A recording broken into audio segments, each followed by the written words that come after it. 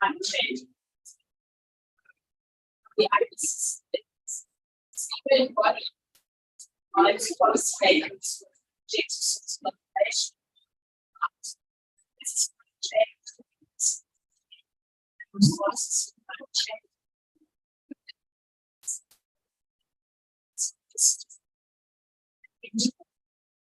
We have issues.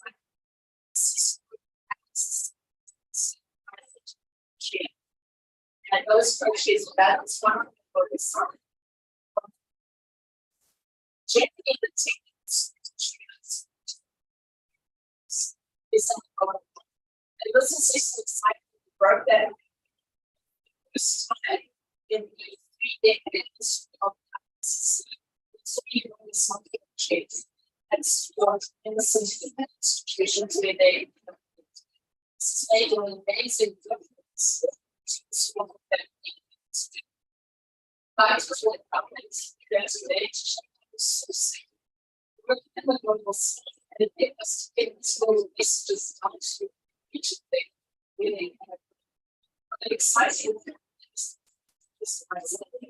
I'm Deborah Roberts. I'm co-chair of working with the Children's Government and a lot of climate change. We have a studies today. We are moderators for the day. She's a different community.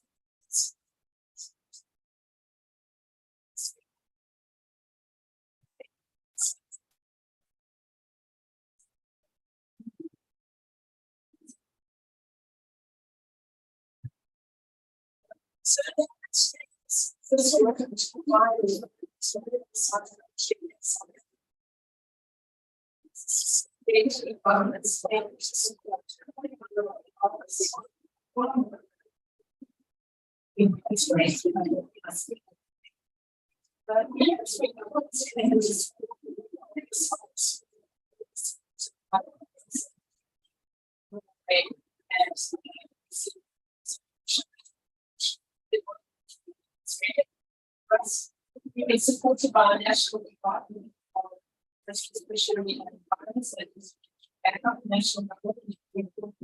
Our host is the University of Ottawa. I'm a local government practitioner between municipalities and essentially, the idea about adding this techniques to the communities. With what we speak to the community to engage with the techniques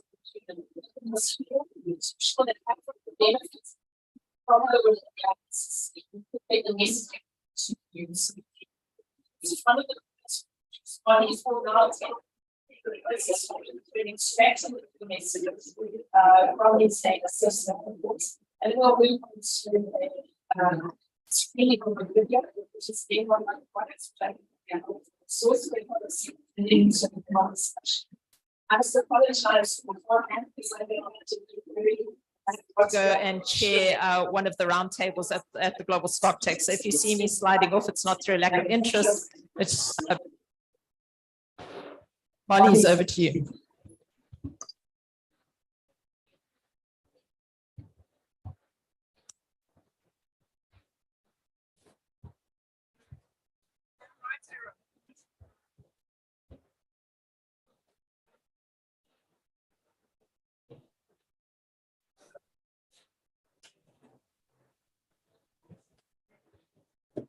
Good morning, everybody.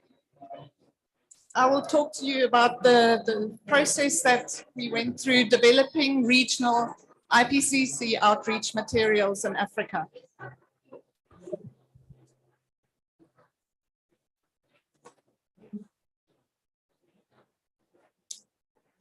As you heard, one of the mandates of our office is outreach and improving awareness of the IPCC.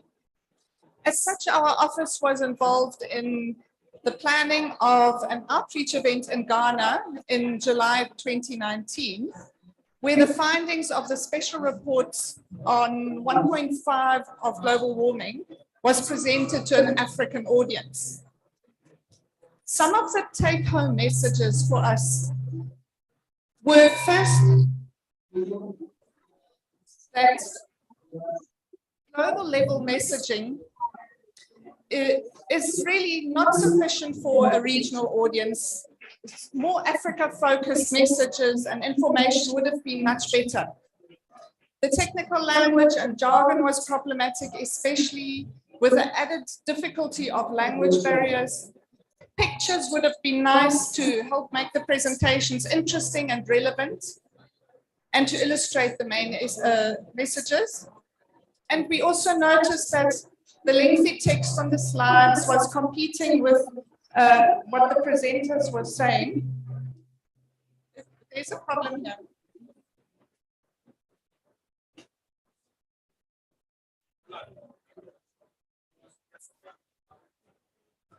Thank you. So basically a slideshow with pictures, short bullets, along with comprehensive speaker notes would have been first prize.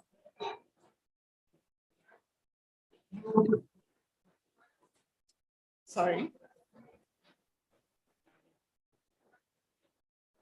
Anyway, can you progress the slides? Go back one, please. Go back one. This thing is not working. One more. Thank you.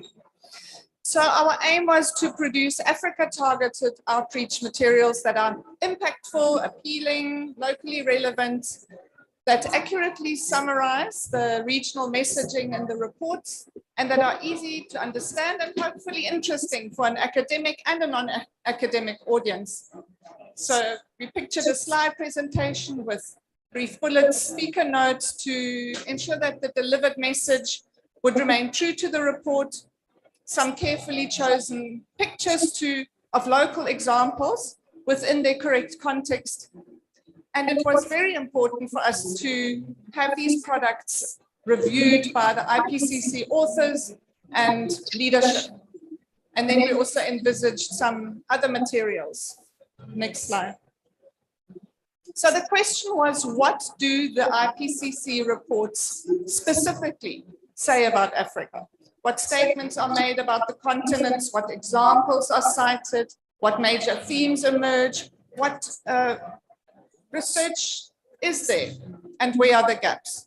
So to answer these questions, we did a comprehensive search across all the reports for Africa-related terms, such as country names, the names of major cities, rivers, ecosystems, and so on. Without going into any further detail, here you can see, next slide, please. The search results, how many times Africa gets specifically mentioned in the three special reports and then the three main assessment reports.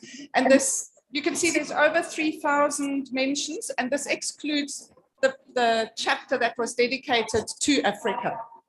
The graph shows how these were distributed among the different chapters in the Working Group 2 report, for example. Next slide.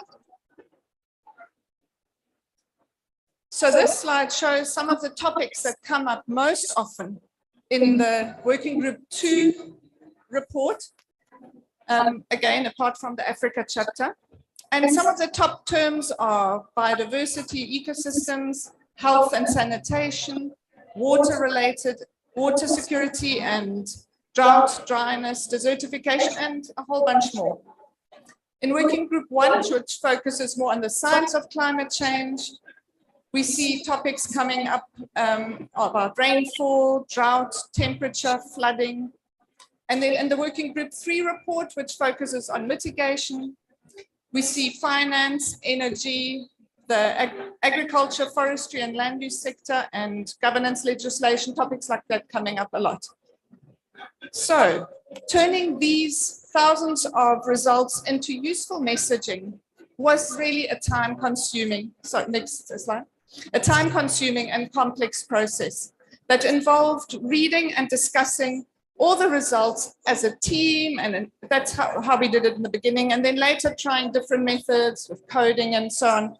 But somehow these results had to be summarized, sorted, referenced, and turned into a narrative, and finally into slide bullets. And at some point, Alex Kashdan from the United Nations Foundation, I would just like to acknowledge her. She helped out to expedite things. So next slide. Once this work was done, this document, which has the bullets, the speaker notes, alongside the source text, then got reviewed by the IPCC authors and the co-chairs and vice chairs. And for them having this text at hand enabled them to check that the original wording in the report was actually captured and that the messages did not lose the original intent and meaning. Next slide. So even in the slideshow that was produced then from the document contains not just the bullets and speaker notes, but also this source text, so that even the presenter can have the original wording ready at hand to refer to and be able to find it in the report if necessary. Next slide. So following the first outreach in Ghana, there were a number of outreach events across Africa where really these Africa-related messages in the special reports and later in the main assessment reports were presented. And then using the same methodology, we've also been able to support presentations on other topics such as water, land, cities, and others, as you can see there. Next slide. What have we learned from this work? As you can imagine, we faced a number of challenges, as one always do, working with multiple reports and different versions, and what this meant for the line of sight. There were software questions and data issues, but let's skip that. And just say in conclusion, next slide, that we were able to, as an office, produce robust regional outreach materials that summarize the Africa-specific information from the 3 working groups and their reports. And you must know these reports are really enormous. So we really hope that this will be a help to whoever is interested in the information. The review of the products by the authors also ensured that the messaging of the reports came across accurately. The methodology is repeatable and will be written up and made available for replication. But it also became clear that such an exercise does need a significant investment of time and effort. And it ideally needs people from the region to develop the content and slides, people who are familiar with the reports as well as the local situation. Next slide. Another thing Deborah already mentioned that came out of this exercise were these booklets. There's one on the special reports and the latest on the main assessment reports, and please don't leave without a copy. Both can also be downloaded from our office website. Next. We are also currently running a social media campaign that captures some of these messages. So if you see these messages out there in the ether, please pass them on to your contacts. Next. And now, finally, we would like to share with you this video that also emerged out of this work. 2 more videos will follow in the next few weeks, but we hope that you enjoy this.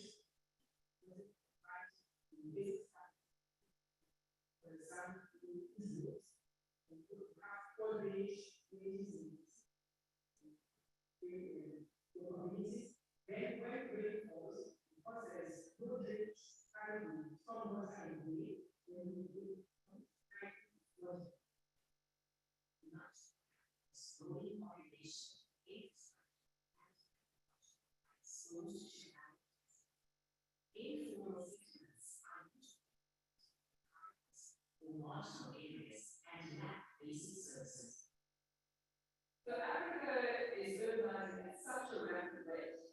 We're seeing small and large cities grow rapidly. People are migrating to cities, and we've got a lot of expectations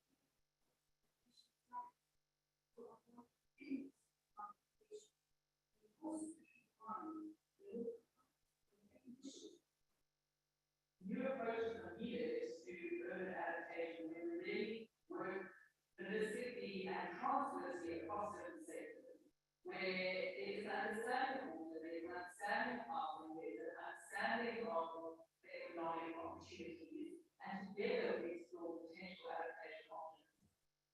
Speech options for Africa more for us. As well as emissions to enable ambitious heritage cooperation society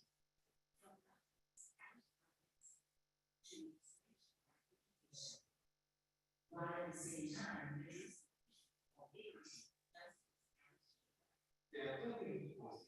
the cross-sectorial in how what happened one sector can have implications for ourselves. The second thing is the transparency of issues of how we do that in the across countries. A systems approach is responsive and consider all aspects of the certain limit and choices protect nature, change impacts, and reduce greenhouse gas emissions all at the same time. One major gap involves energy access. In sub-Saharan Africa,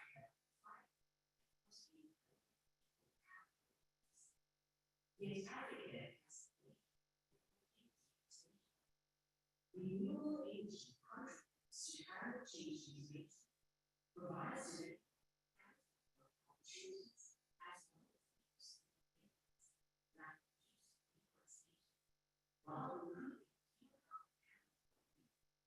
so as Africa aspires to boost enormous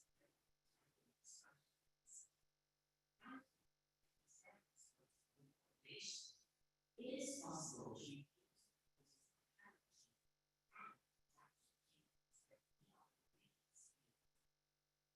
the private reasoning is important.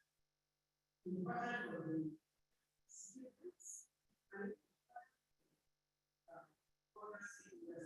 opens city officials for the need data, the need information to inform their planning. Ecosystem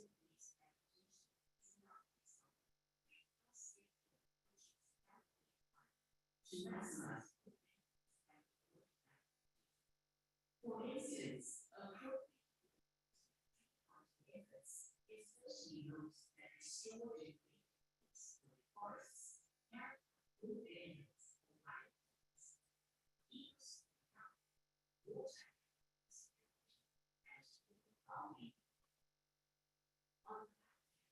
and large-scale reforestation and only such as into more. For example, integrated responses that consider both human needs and health.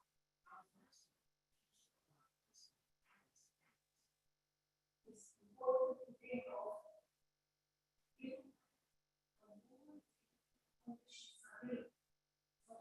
from governments, cooperation, on the capacity and also personally. Also, growing justice, but issues and equity. If so that human existence has also resources since previous and not to reform to one resources in the future. Every bit of global increases strategies. A number of response options that are available now will become and ultimately become impossible with further. So the current are more urgent than ever. The scientific evidence is uncovered. Climate change is extremely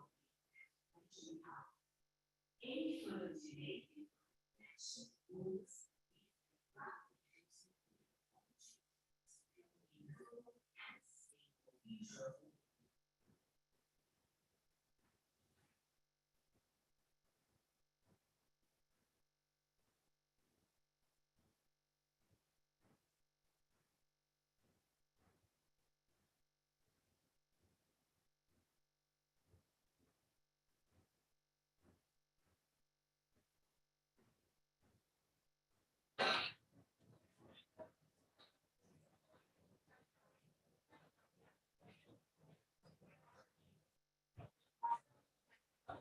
So I hope you enjoyed that and found that interesting. This video will also be available on our website.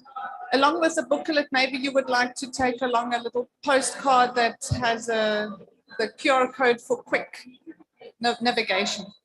Make sure you pick up both. So we now have a bit of time, especially before Deborah unfortunately has to leave us, to open the floor up to a bit of discussion. But first, please allow me to give our panelists a chance to say something. Deborah, would you like to start?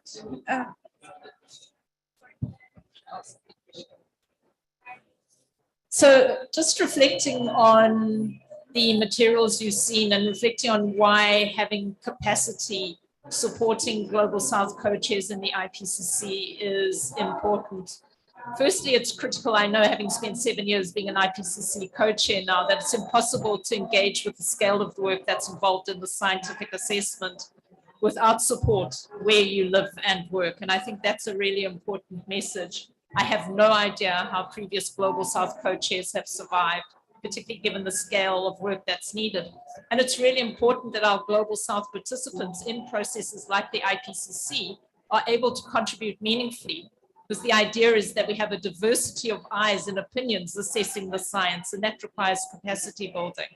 But more importantly, I think we've got to concede that there is a big difference between the worlds of the Global North and Global South. And so there's a real opportunity to do something different if we capacitate the Global South co-chairs to begin to fill the climate literacy gaps. You saw my colleague Ibedun from Nigeria speaking to the importance of climate literacy as a way of driving change. Now, the Working Group 2 report, as much as I love it, with its supplementary material, is just under 4,000 pages long. And I think there are only 2 people in the world, myself and my German co-chair, who have been forced to look across the majority of that material. I can guarantee not one of you would have read those 4,000 pages. And so something you can actually hold in your hand and take away. A video which communicates the key messages with visuals that people understand become an important way of taking 4,000 pages and turning it into something that changes people's thinking, their understanding, and their lives. And I think that's why we do the science. It's not for science sake, but to change the world, to appeal to people to change and contribute to change. And so that step is important. So having that support in the Durban office meant we could not only support the co-chair, make me more effective, and certainly without Marlies, Andrew, Michelle, and Nina, who are the two postdocs, we would not have been able to be as effective in this process as possible. But it's also given us the opportunity to produce this material. And as Marlies indicated, it's resource intensive. To take the science, ensure its integrity as you convert it into communication material is a really tall order, but we've been able to do that and create a framework which can be used for other regions. So for Asia and South America, and that's really a pioneering contribution of the South African office to the IPCC.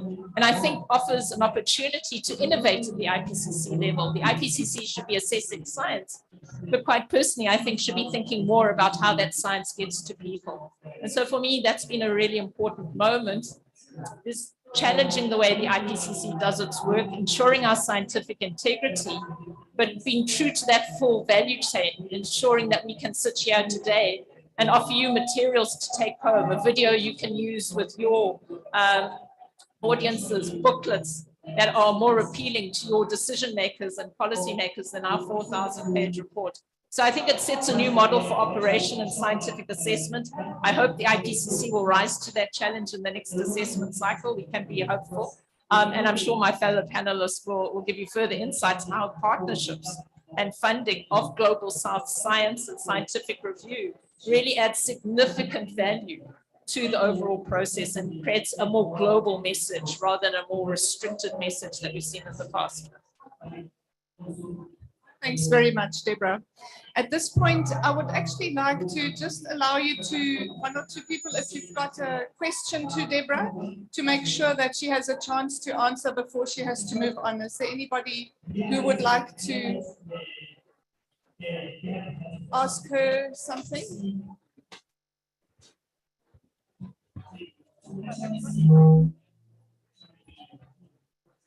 Deborah, I wonder if I could ask for, I guess, a high level. I'm going to try once more. Having reviewed all of this material and also participated in this, can you comment on the relative quality and correctness of the numbers and projections that relate to Africa compared to other regions in the world? Because I guess one issue I found in some of my work is that a lot less data is available for Africa. The models aren't necessarily calibrated with an Africa view. And I'd just be interested to hear, when you think about the IPCC work, how is the relative quality and reliability of those numbers based on data that might not be as good as in other regions in the world? So that's a really important question. I'm pleased to say, and in many ways to the contribution of fabulous authors as we've got on the panel, I think we produced the best Africa chapter the IPCC has ever seen in this assessment cycle. But that's meant that we've had authors who've been engaged in identifying some of these knowledge gaps and have rallied in their own research groups to begin to create the kind of knowledge that's necessary to fill those gaps. So there's no doubt, Africa and the Global South, we have significant knowledge gaps. Our data in terms of quality and quantity is not equivalent to what we see in the Global North. And I certainly know that people like Francois Engelbrecht is working really hard to ensure that the models are in fact more fine-tuned for an African situation. So there is important catch-up work to do, but without this kind of work and getting the information out and making these knowledge gaps known, we don't get the researchers responding to fill the gaps. And I think that's why we've got to fill this value chain. We've got to have a virtuous cycle. Important assessment work done by the IPCC makes that knowledge and the knowledge gaps available. That can be filled by African researchers. And I'm sure Chris and Nick will speak to the challenges in that space around funding. That can be then brought back into the IPCC assessment process. So we've made great progress in this assessment cycle, but still significant gaps, unfortunately. But I'm sure Chris and Nick will speak to that. Do you want to comment? I think I was a coordinating lead author for the Africa chapter, and something I'd like to mention is I think data scarcity in Africa is often much less of a problem than we think it is. What's a relatively bigger problem is funding for African scientists. So as the Africa chapter, things on climate literacy, we filled in information there that is not available in the North American or the European chapter, for example. There are estimates of financing flows that are not as quantitatively scoped in those chapters. And what enabled us to do that was funding for African scientists to synthesize data. Often the data is there, but what's missing is funding for African scientists in African institutions to do the data synthesis work and produce the estimates for us.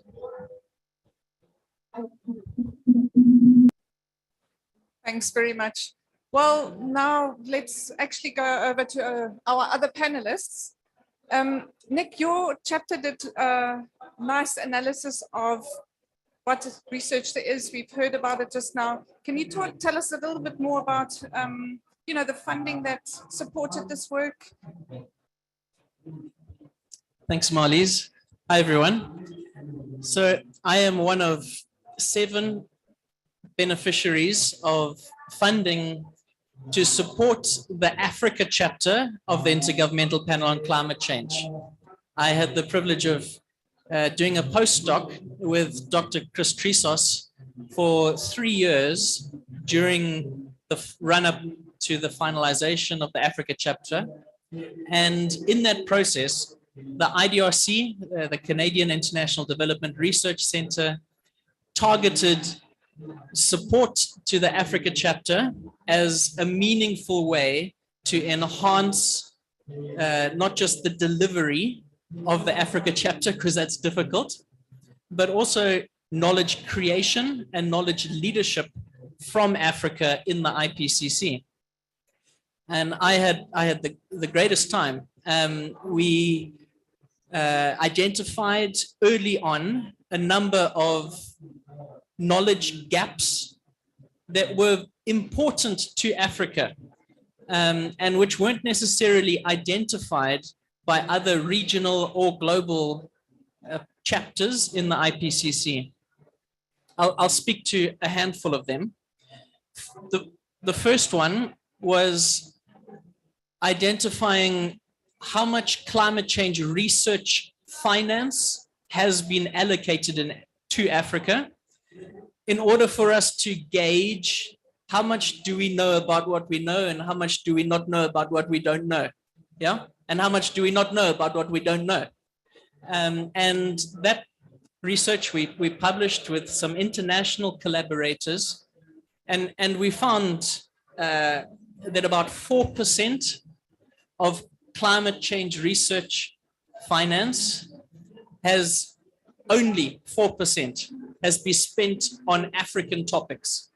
So that means 96% of the research finance that goes to climate change is not focused on Africa. Secondly, we found that only 14% of climate change research finance on Africa went to African institutions. So the overwhelming majority of research that is financed focusing on Africa goes to institutions that are outside of Africa and doesn't build African research capacity. And so that was an important paper that we included in our Africa chapter early on, scoping the need, the very important need for a more equitable balance of research allocations that are proportionate to the global population and proportionate to areas that are most at risk from climate change. And there's massive gains that can be made for capacity development, technological development, and feeding into policy if those ratios can be turned on their head. A second knowledge gap that we found early on, and it was quite visionary actually, in the scoping stage of the Africa chapter, for the first time, the Africa chapter decided to have a section on heritage, whereas like the IPCC has never had a dedicated subsection on heritage. But from an African perspective, we know that heritage is absolutely important to us. We want to know, how is climate change going to affect my relationship with my community, with my land, with people that I love, and how climate disruption is going to interrupt that. And so early on, we set up a research program to do the first continental assessment of climate risk to Africa's coastal heritage sites. And that has done very well. And it has actually led to more research that has now influenced UNESCO and ICOMOS and large heritage bodies, and will potentially be quite influential in the forthcoming IPCC round. A third dimension that was really important, which we drew on the Afrobarometer for, was to gain a continental understanding of climate literacy in Africa. We know from many studies, lots of case studies, as well as larger surveys, that the experience of climate change in Africa is high. And the perception of rainfall variability, for example, is very high. But the understanding of human-caused climate change is actually very low across Africa. Average national rates are 37%. So that means about 2/3 of Africa's population, if that number can be extrapolated, are responding to the impacts of climate change based on their historical patterning of what do you do in a drought or a flood, without factoring in the immediate and future climate risk that comes with human-caused climate change. And that has massive implications for the livelihoods that young pastoralists are making right now. Do I want the same career that my father and my grandparents had, when maybe pastoralism in some parts of Africa is going to be a non-viable life choice? So climate literacy, very important. We also identified through that process a very important gender gap, where on average, women are 12.8% less likely to be climate literate than men in Africa, with large variations across the continent. Also at subnational levels, we got some provincial levels of single-digit climate change literacy rates. So 5% or 7% of the population understand human-caused climate change. So the majority of people in that community are responding to climate change without factoring in climate risk. So those are three quite innovative research outputs that we managed to include in the Africa chapter, but because they were quite substantive inclusions, they made their way all the way up into the summary for policymakers and influenced knowledge leadership at a global level. And so without IDRC support to myself and other researchers working on the Africa chapter, we wouldn't have a substantive point on climate literacy in the sixth assessment. I mean, and that's a fundamental point. I think I'll stop there, but yeah. Thanks very much, Nick. I'll give you, Chris, another chance. I think your author team also participated or produced some fact sheets. Please tell us more about that. I'll be brief to leave a moment for any questions. I'm just going to hand these out. So this is another thing when you support chapters in the Global South. So to give an idea, International Development Research Centre Canada supported the Africa chapter with about 300,000 Canadian dollars over 3 years.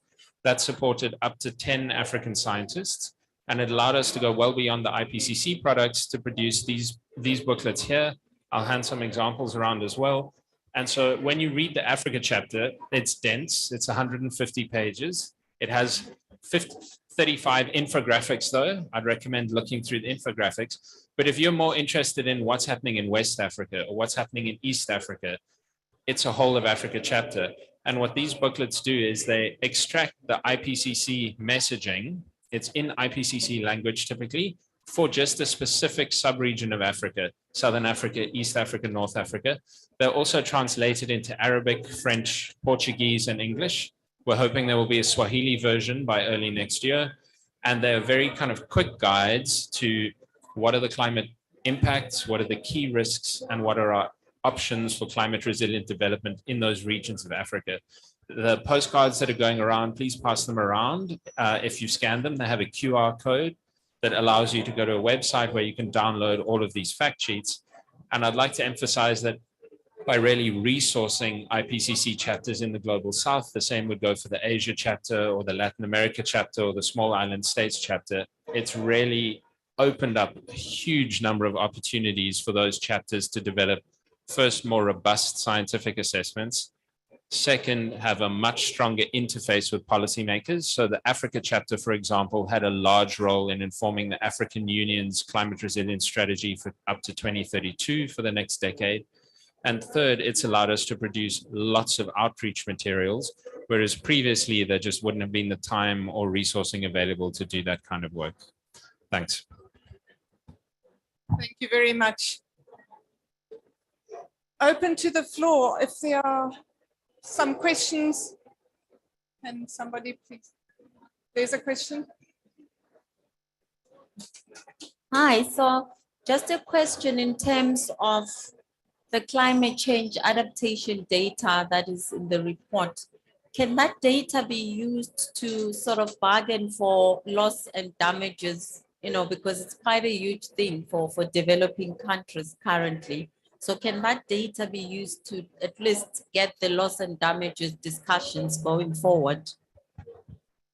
So if you look in the Africa chapter, IPCC is policy relevant, but not policy prescriptive. So I can't make any recommendations for negotiations. But what I can tell you is there is a stronger assessment than there has ever been before in an IPCC report of losses and damages in Africa that are now attributable to human cause.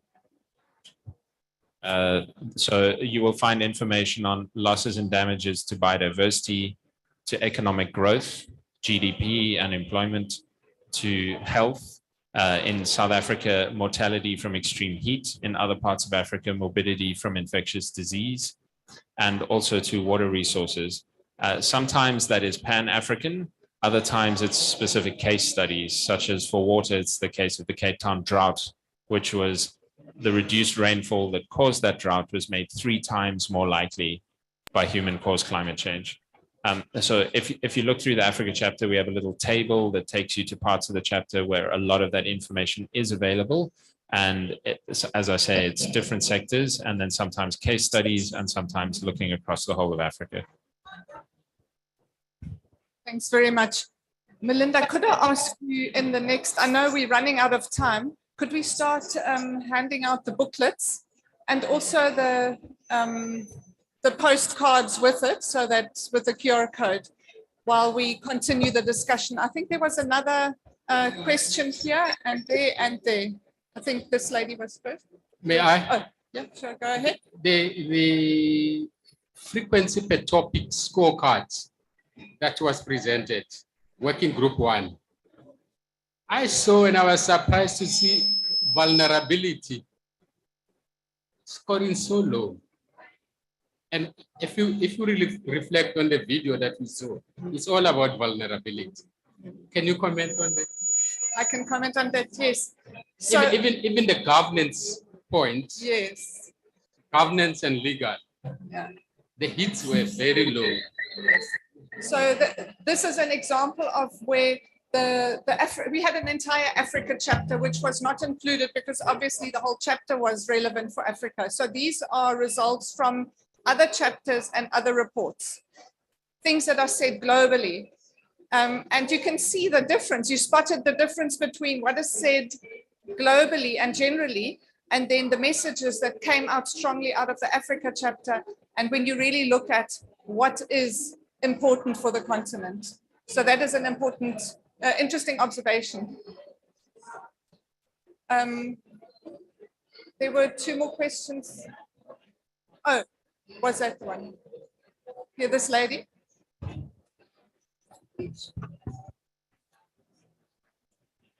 Hello, everyone. My name is Linden Zwana from Women Energy and Climate Change Forum in South Africa. Yeah, I understand that IPCC is almost scientists and researchers. So I was just wondering if do you also include personal experiences, especially from indigenous people and the most affected in your research and in your findings? I mean, because as scientists and researchers, you have your own findings and understandings, and we have real issues and how we are affected as people on the ground. So do you also consider those findings and experiences of the people on the ground? Thank you so much. Thanks. So in the context of IPCC, many of those are considered, but they have to go through the IPCC process where to be included in a report, it has to be either published in the peer-reviewed academic literature or some what's called gray literature. So like World Bank reports, UN reports, government reports are also allowed, and we assess the sort of evidence base behind those. But if it's things like oral histories and people's experiences or things in news articles, then those can't be included. And so you'll see in the Africa chapter, there's a specific section on indigenous and local knowledge. And typically that is where those communities have participated in research projects, and those research has then been published in academic journals. I think within IPCC, the institution does need to think more carefully going forward about how to include some more of that information, what ways would be appropriate. But because the job of IPCC as exists currently is to assess the science, then those types of impacts that are happening right now that local people are speaking about, typically there's quite a lag of multiple years before those appear in the academic literature and are then included into the IPCC.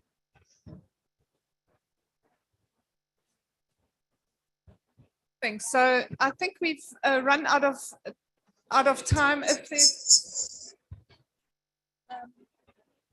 we have 2 minutes left. If you've got one last question. No? Okay. Well, with that, we have reached the end of our time here together. Thank you very much for joining us. I hope you've all received your copy of the booklet. Thank you very much to the panelists for joining us, and have a wonderful day, everybody.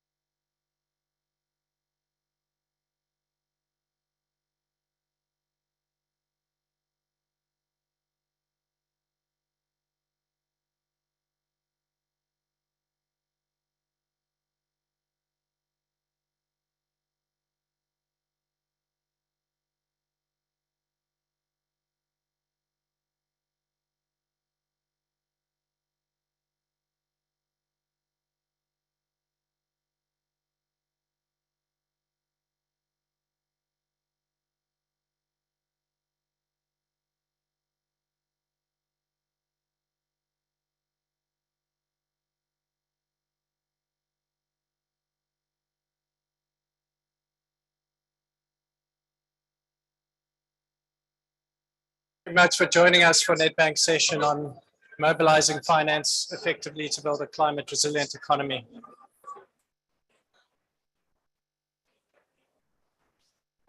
I'm Peter van Kerkhoven. I'm co-head of debt finance at Nedbank CIB. I'm joined by Ivana Singh, who's our head of sustainable finance, also at Nedbank CIB. Ivana is focused on the deployment of sustainable finance to our clients, as well as assisting the bank in raising its own climate and green finance. Turn off the feedback here.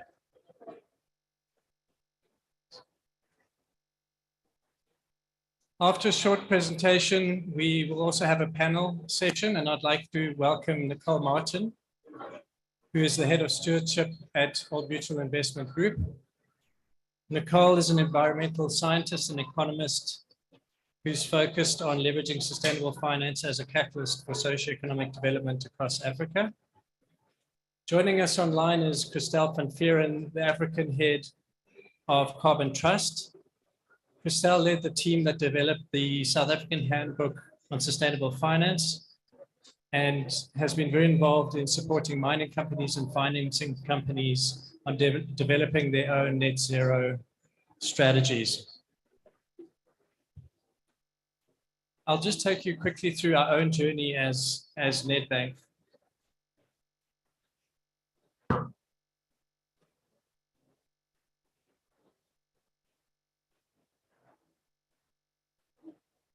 Next slide, please.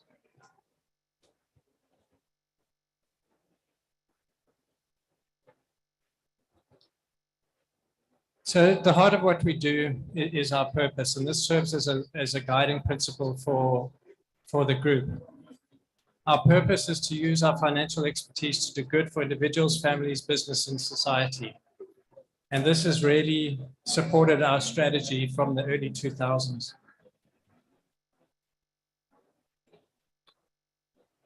Over the years, we have embarked on a green strategy, which has at the heart of it been good for business. In early 2005, we were the first South African bank to sign up to the Equator Principles. And from then on, we've had business-led initiatives focused on climate, green, and sustainability. In 2007, we established the first carbon finance team looking at trading carbon credits. In 2009, we did our first energy financing, actually in India, where we learned the skills of project financing renewable energy projects. And in 2010, financed the first renewable energy IPP project. And that set us on a path to holding a leading position in financing renewable energy in the South African context. 2016, we established an embedded generation unit focused on financing small-scale renewable energy, where we look to innovate products that supported that sector. And that's been an exceptionally successful business for us. And then ultimately, we've got to a point where we're starting to raise green capital for the bank and deploying that into the clients and projects that support climate.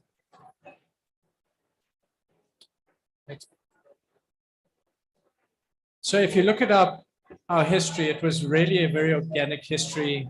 We knew that climate and sustainability was good for business, but we now, having adopted a net zero commitment, we've now had to develop policies that support our strategies and investments going forward. What we did was develop a policy from a business up basis instead of top down, and made sure that that allocated our capacity, our capital, and our risk frameworks in support of that 2050 strategy. If we look at the example of when we took a decision to move out of thermal coal financing or thermal coal-based generation, what that enabled us to do as a business was to refocus those teams into renewable energy. And it saved a lot of effort in chasing opportunity sets that ultimately didn't support our own goals and strategies. So if we look at where we've got to over the years, our renewable energy financing position is that we have deployed around 30 billion rands worth of financing for renewable energy, and that is set to grow quite substantially into the future. Don't be alarmed by the small step down in financing that's really due to our own distribution efforts, as well as a small delay in some of the latest energy rounds. But importantly, what we have done is, as a bank, is to use our own sustainable funding that we have raised to help drive and accelerate these investments, with a view to ultimately passing on those reductions in cost of capital into the renewable energy projects, and hence driving the success and bankability of those projects. So if you look at the credentials, we have financed over 3,500 megawatts of renewable energy into the South African grid. Our embedded generation business has financed over 75 small-scale generation projects.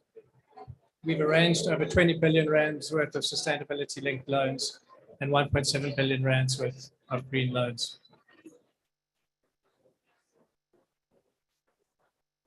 I'd like to touch a little bit on the role that banks play in the financing of a just transition. Often it's spoken about how banks can bring their liquidity and capital to the market, but it's often neglected to consider the role that they play from a capacity perspective in deploying these large sums of capital that are available for the transition. In terms of the roles that we play, you'll see that at the heart of it is product innovation. Innovating around how to mitigate risk, how to deploy finance into projects in the most effective way possible. On top of that, we arrange projects, we implement projects, and then we have this ongoing management of the transactions, which is incredibly resource intensive. On top of that, we play a sustainability coordinator role that Tabana will speak about later.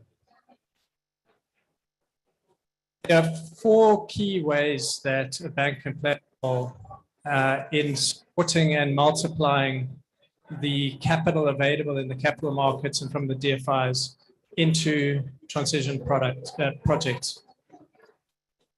The first is as a risk assumer, where international capital provides the banks itself with liquidity and funding, but doesn't have the capacity to manage the risk or manage the projects. And so they pass that funding through the bank, which we then pass through into the underlying projects. One of the key things that's also neglected is the role that banks play in localizing the currency of that funding. One of the huge successes of South Africa's renewable energy IPP projects has been that it's been locally funded. The tariffs are rand-based and has really protected South Africa from the impacts of currency volatility. That could not be supported without providing rand funding into those projects. So localization of bank funding really supports those projects, and banks have various methods of turning dollar liquidity or guarantees into localized funding. The other way that banks play a central role is in funding projects directly, housing that risk, getting those projects into a level where that risk can be assumed by markets and distributing that into the capital markets in different forms, whether that's in a direct form, whether that's actually starting to securitize those exposures so that the capital markets can actually invest in those projects. Lastly, what we further can do is the concept of blend finance, where we take our own risk assumption, we layer in the roles that DFIs and capital markets would play in the capital stack, and essentially multiply the capital available for transition projects. With that, I'd like to hand over to Ivana Singh, who will take us through sustainable linked lending.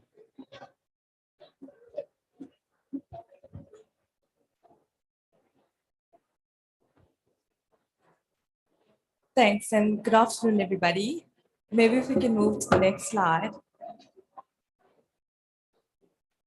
What I'd like to introduce you to is the concept of sustainable finance, which has grown exponentially in the markets over the last 3 years and has really established itself as an asset class. In summary, sustainable finance is the allocation of capital in a manner that would result in positive environmental, social, governance, and economic outcomes. It's a means in which to also drive behavior. And as you can see, there's been 1.6 trillion rand of this type of finance asset class that has been raised by the end of 2021. And this has now breached the 2 trillion rand mark in 2022. There are two key products which the commercial banks are engaged in the sustainable finance space, as well as the DFIs. And the one being that of the use of proceeds financing, where the financing raised has to be exclusively applied on a notional basis towards eligible projects, particularly in the green finance space. These are projects or activities that are congruent with the climate risk mitigation or adaptation impact. And in the sustainability linked loan space, this is where funding is raised more for general corporate purposes, but there's a negotiation that takes place between the borrower and the lender to ultimately embed what we refer to as sustainability key performance indicators and targets. And more often than not, there's a huge push from the banks to actually incorporate metrics which are very much aligned with the climate change agenda, with some of those KPIs being at an entity level for those borrowers to commit to reducing carbon emissions, either from a scope 1 or scope 2 or scope 3 basis where it is practical to do so. I'd like to take you through a few of the innovations that we've led as Nedbank, which I think serves as good examples of some of the impact that we're looking to make in this market and hopefully can be emulated more at scale as we collaborate with other players in the ecosystem. So the first innovation is that of the Green Additional Tier 1 instrument, which we launched as Nedbank in June 2021. An additional Tier 1 instrument is a form of subordinated capital that the bank raises. And ultimately, when we raise capital, it enables us to effectively lend more out into the economy. Through this particular instrument, we have committed to effectively finance an additional amount of new renewable energy projects under the government REAP rounds. And by structuring this instrument as a green AT1 instrument, we were able to attract additional pools of liquidity from investors, but also able to crowd in what we refer to as infrastructure funds. So at the moment, infrastructure funds in South Africa are looking for assets, and those with a sustainable lens and nature attached to it become more attractive. And when you're playing in the subordinated debt piece, it also then allows those funds to meet their benchmarks. But also importantly, it allowed us as a bank to be able to diversify our funding sources, attract additional liquidity from traditional investors, and also support pricing and tenor. I think if we move to the next slide, effectively, the takeaway from this is that it was a first of its kind from a commercial bank on the African continent. And we did this via a private book build process where, there were largely commercial investors in this book, but also really good to see commercial investors also coming to the party in terms of their net zero commitments and strategies to be able to support issuance like this. The next example is that of a green residential development bond, which effectively was an instrument that we launched in December 2021. Now, this is quite a unique transaction in that we partnered with key players in the ecosystems and DFIs such as the IFC to effectively land a solution which speaks further than use of proceeds. So there were three elements to this deal. The first being that we raised 1.09 billion rand of funding, with the IFC playing an anchor investor role in the 7-year space at tied pricing. So you've got a DFI alongside you. We then opened up the book to invite other commercial investors into the process and effectively raised 1.09 billion rand. And those proceeds are being used for us to lend financing out to developers to build new green residential developments. Now, this is an area in the market right now which is underserved, and being able to provide green residential developments primarily targeted at the affordable housing segment allows consumers to purchase into green developments, ultimately shield them to an extent of inflationary increases in electricity, and that disposable income can hopefully be channeled back into the economy to facilitate more sustainable growth. The second element of this transaction was effectively mobilizing donor money. So there is a program which we partnered with called the Market Accelerator for Green Industry Construction, which is funded by UK donors. And through this effective mechanism and ecosystem, we were able to also secure what we refer to as a performance-based incentive from this pot of donor money, which ultimately we can pass on to our clients to cover some of the costs of going green. And this is done at a milestone basis and ultimately allows us to certify these buildings and reduce those market barriers for developers going green in the country. And the third element of this was really around training. And this is where, again, we partnered with the Excellence in Design and Green Efficiency Certification Program. And we're currently rolling out training for our staff as well as some of our clients to enable them to actually build in this manner going forward. It was, definitely met a lot of the sustainable development goals, that of SDG 9, developing quality, reliable, sustainable, and resilient infrastructure to support economic development. SDG 7, doubling the rate of improvement in energy efficiency, as well as SDG 11 to actually establish sustainable cities and communities. And I really think this type of example and collaboration is something that we can continue to emulate to effectively meet the objectives of the country. Maybe then quickly on the next slide, in terms of the final example that we'll take you through. And this was earlier on this year where we played a sustainability coordinator role for a client called Harmony Gold, which is one of South Africa's largest gold producers by volume. Ultimately, Harmony Gold does have a responsible stewardship pillar as well as a strategy. And they partnered with us as Nedbank along with the rest of the lender group to ultimately be able to structure a solution that had sustainability at its heart. So this package comprised of a 1.5 billion rand green loan, where the use of proceeds is being used to finance phase 2 of Harmony's solar PV project, where ultimately they would be able to procure renewable energy to power a lot of their operations. And the rest of the package consisted of sustainability-linked loans. And as I referred to earlier, these are loans where we embed key performance indicators. And particularly for this transaction, we had a focus on water consumption as well as reduction in scope 1 and scope 2 emissions. This was also well supported and effectively the debt was well oversubscribed. We got a good set of lenders into the book, and we also had some new lenders into the book. and ultimately achieve the objective of the company. It enables a transition in a very key sector in South Africa, being mining, and ultimately would assist in having more sustainable operations. I think with that said, we'll now go into a panel discussion and unpack more insights with key players in this ecosystem. Thanks, Ivana.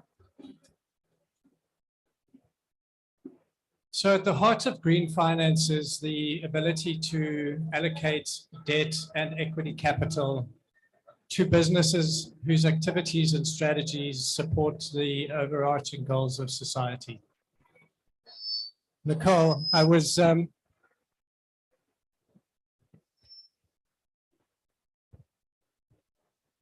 intrigued by your title as head of stewardship at Old Mutual. Can you tell us a little bit about your role and how you're looking to use ESG factors in how you commit capital, how you allocate investment appetite? Sure, thanks very much, Peter. So I think one of the things that's always good to start with, as Ivana did when she was discussing what do we mean by sustainable finance, is just to make clear what Old Mutual Investment Group is talking about when we talk about responsible investment. As investors, we consider ourselves the long-term stewards of our clients' assets. Our job is to maximize risk-adjusted return over time. And we really think that rests on two core pillars. The first one is the asset allocation. So ESG integration into the way that we make investment decisions. So monetizing these risks and opportunities and factoring that into the risk-adjusted calculation, return calculation. The second part, which is equally important, is the idea of active ownership. So of stewarding those assets. So once we've decided to put money somewhere, how do we make sure that we're continuously engaging with those companies, that they are making sure that they are monitoring and managing and addressing the most material ESG risks and opportunities that they face. So as Old Mutual Investment Group, a big part of what we do is focusing on that second part around stewarding the assets that we manage. And we're doing that for a number of reasons. One, because we believe that that's what responsible investment is. It's both of those components, but also because we understand that what we're talking about when we think about things like this transition to net zero, to which we've signed up as an asset manager, we understand that it's that transition component that's so important. No companies, your approach can't be to only invest in companies that are already perfect. You'll have nothing to invest in. The idea is to say, what's currently in my book and how do I steward this asset from where it is in its journey to where we need it to be in the time that we need it to get there. And we know that the way we can do that as investors in the listed equity space is to leverage that capital allocation as a way to sort of encourage better behavior and to change corporate behavior. And one of the things that we're doing, like I say, is we're working on the stewardship component of what we do. So we steward our own assets, but we also independently steward the assets of other asset owners whose money we don't manage. We do in charge of the stewardship for them. But we also are in the process of building a local, so a South Africa focused, just transition net zero aligned benchmark that we'll be able to use to drive our capital allocations towards companies that are performing well on ESG indicators using our internal bespoke ESG scores that we calculate. And we can use that as a way to make sure that we are investing in companies that have a plan, that stick to the plan, and that we're proportionately rewarding those companies who are doing more as we go forward. Thanks, Nicole. Yeah, it's interesting to hear you talk about stewarding companies that are at different points in their journey. So a question to Christelle. Hopefully Christelle is online, but how is it that companies at these different points in their journeys can access climate finance, sustainable finance, ESG finance? Is there a framework for them to do so? Hi, Peter. Can you hear me in the room? Yes, we can. Thanks, Christelle.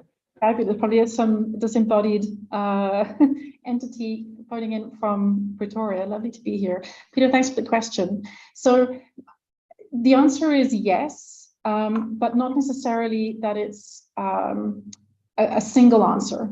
Let me say, there are a number of frameworks and tools that have increasingly come into the mainstream. And I think that that's part of the exciting space that we as advisors to companies work in that a number of years back, we were having to sort of innovate around this space.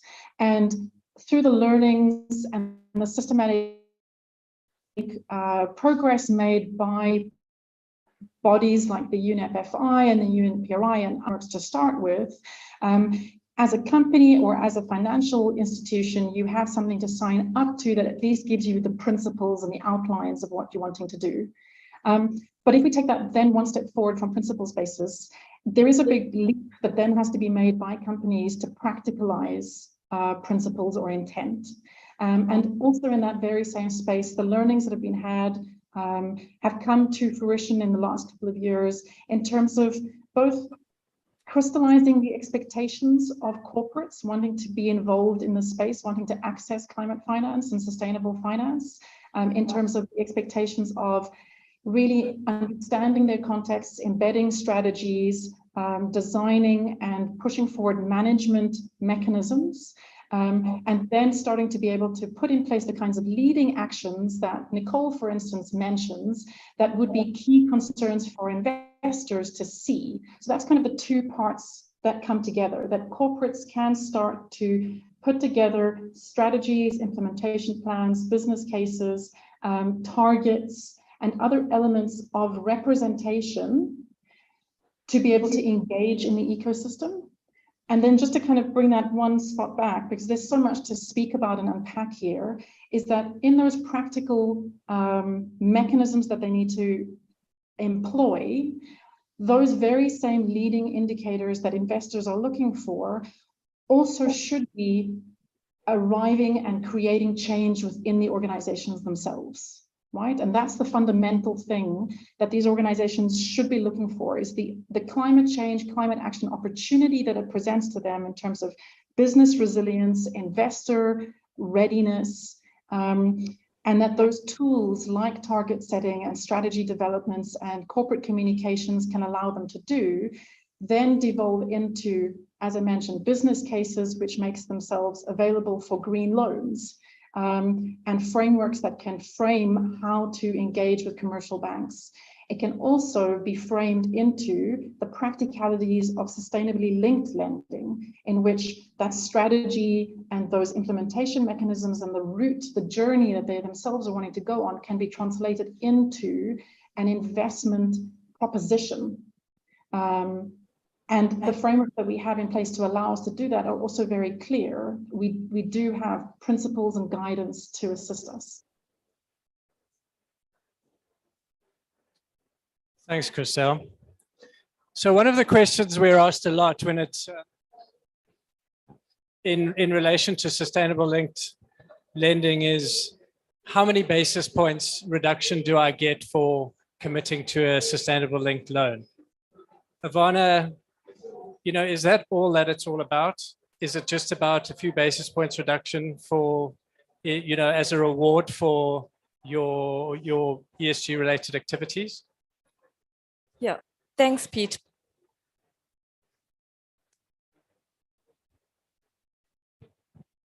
Thanks for the question. And so ESG and climate related projects, there's really an important need to invest in this outside the basis points. And I think firstly, it's around future-proofing yourself as a business. Given where we're at, especially with the context playing out in terms of global energy security, security of energy supply and cost of energy, key inputs into any business at this juncture. And it's really important to ensure that that stable supply is there and that you're shielding yourself against any potential additional costs that come through. And that in itself is the motivation to invest. I think secondly, and importantly, it really needs to reinforce your social license to operate. There are many stakeholders that are vested in the macro ask for combating climate change. So whether that's your trading partners, whether it's your investors, whether it's various elements and players across your supply chain that you're dealing with, there is a need to effectively demonstrate your commitment, but also, genuinely and credibly start transitioning the model to enable you to retain those traders, as well as to retain various sources of consumers who are also becoming a lot more sensitive to ESG companies and ESG conscious in the choices that they make. I think thirdly, it's also around liquidity, and effectively it's around how do you ensure that you retain your access to liquidity, as well as grow and enhance your liquidity pools. As your traditional investor base becomes a lot more conscious to ESG sensitivities, we're also seeing liquidity start stepping away from fossil fuel heavy intensive activities, and we're seeing more liquidity coming online from impact investors. So those dynamics are all at play, feeding into a very healthy supply dynamic or demand dynamic versus a supply of liquidity and demand versus the actual supply of projects coming to the market. And therefore there is an opportunity there that can actually feed into ultimately a better return under your projects if you're investing in them. Thanks, Ivana. Nicole, question for you. You talked a bit about, looking at a company where they are in the journey, how then you allocate investment towards that company. I mean, is there a thesis around a company that is on a sustainable journey, that has a sustainable strategy, that unlocks more value for an investor than a company that isn't? And that talks to its potential for growth. It talks to the reduction of risk in terms of its business model. I mean, is there thinking or any evidence that sustainably minded companies create more shareholder value? Yeah, and that's an age-old question, right? People say we want to invest responsibly, but we don't want to sacrifice return, as if the two are mutually exclusive. And what we know just definitively is that that's not the case, right? So there's been a whole lot of academic research that's been conducted that has shown that, and it's quite intuitive when you think about it, that companies that effectively integrate material ESG issues into the way that they develop their strategies and carry out their operations are going to outperform those companies who don't. Those companies are usually subject to lower costs of capital, better loan spreads, better customer loyalty. Those are all things that make a company more resilient and sustainable and stable in the long run. And those are things that as investors, we're looking for in the companies in which we invest. From our side, when we are assessing a company and assigning an ESG score based on our sort of internal methodology, we're looking at a combination of historical factors. So how have they been performing? Current factors, what are the risks that they're facing? How are they responding appropriately to that risk right now?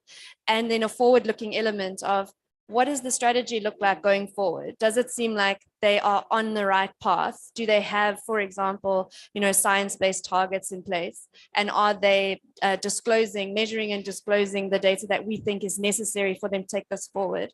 We're also looking at, are these kinds of sustainability-linked strategic objectives integrated into executive remuneration? So is leadership incentivized to carry this through? And all of that, is things that we would say are arguably risk mitigants first and foremost, but also generates upside for us in those companies. If they've never thought about these things and now they do, and they take them into account, they are agile and able to respond, there's absolutely upside that comes from that. Simultaneously, these companies that we're looking at that are under the greatest pressure, so for example, some of the companies that are in coal mining right now, this forces you to look at what are the other opportunities? How do I get more into not deviating too far from my core function, but looking at green metals and minerals? Do I have that capacity? And leveraging and acting early on those kinds of opportunities, there's potential for tremendous upside in that kind of approach. I just wanted to make a quick point on what Ivana said as well around why else are we doing this. I think really important to note is that when we are, as Old Mutual Investment Group, when we're having these engagements with the companies in which we invest, we are doing so with a real focus on real world decarbonization, because we understand and what this whole event is about, that the science tells us this is what's necessary. This is how we avoid the worst impacts of climate change.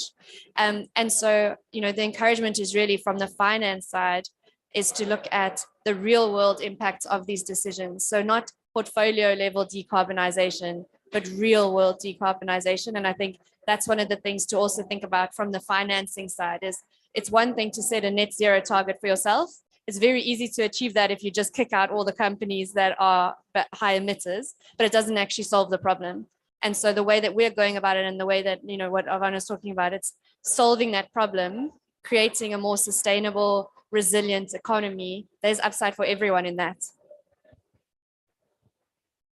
Thanks, Nicole. I spoke earlier about Nedbank being on a green journey for a long time now. And notwithstanding that, we realize how really difficult it is to drive sustainability into the organization in terms of all of your governance structures and processes. It's an ongoing effort to do that. Christelle, I was also very intrigued as to the role that you're playing specifically with two very different institutions, mining companies and finance companies.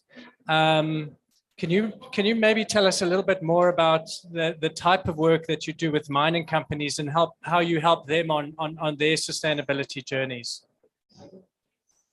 Thanks, Peter, gladly, and very close to my heart, this particular piece. Mining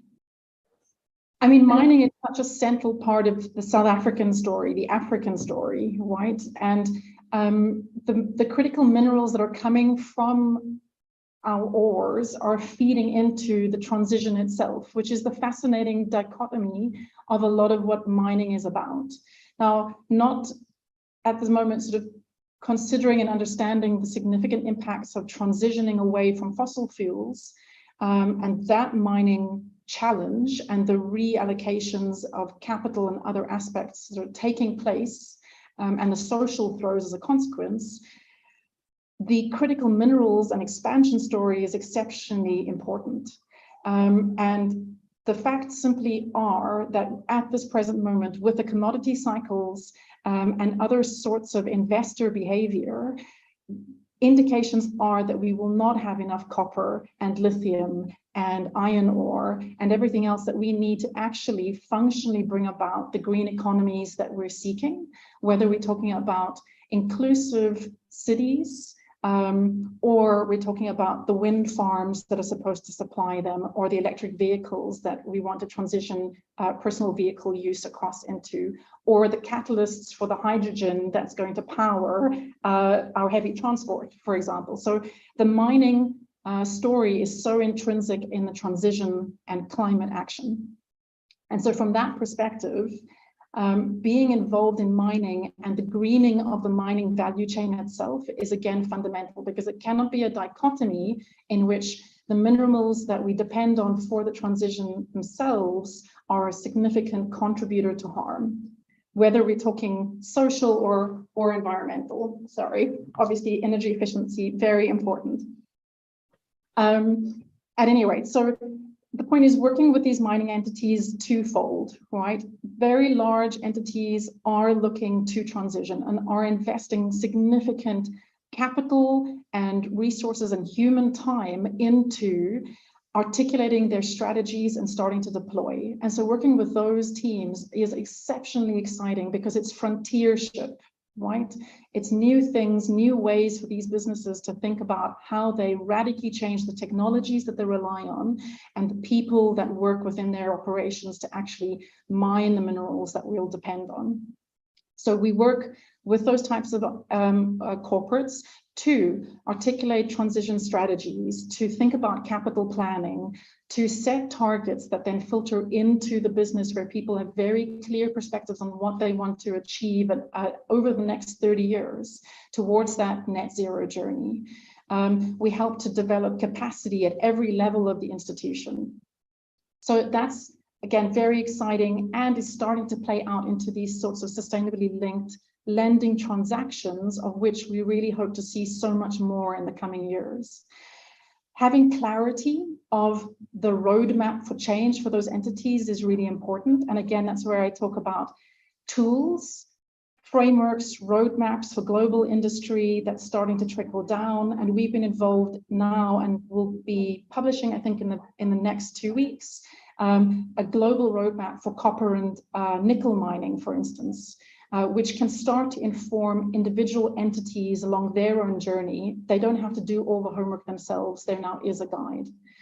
If we then look, and that's where I'll sort of close this for the moment, the other part that's really close to my heart is the expansion story and the second tier miners and the emerging miners and the rest of the African contribution and global contribution towards critical mineral supply, is that mines which are coming into design today and coming into development are not necessarily at this juncture being developed as resilient low carbon operations. And that sets them up for significant transition risk exposure in the coming years, and is another element of the investment and financing story that particularly fascinates me, and which we think there's a lot more to be done in terms of moving that paradigm, first of all, in awareness, and then moving the money so that it can make sense for early adoption for technologies, many of which are ready, and for some of which are not quite ready, but are ready to be demonstrated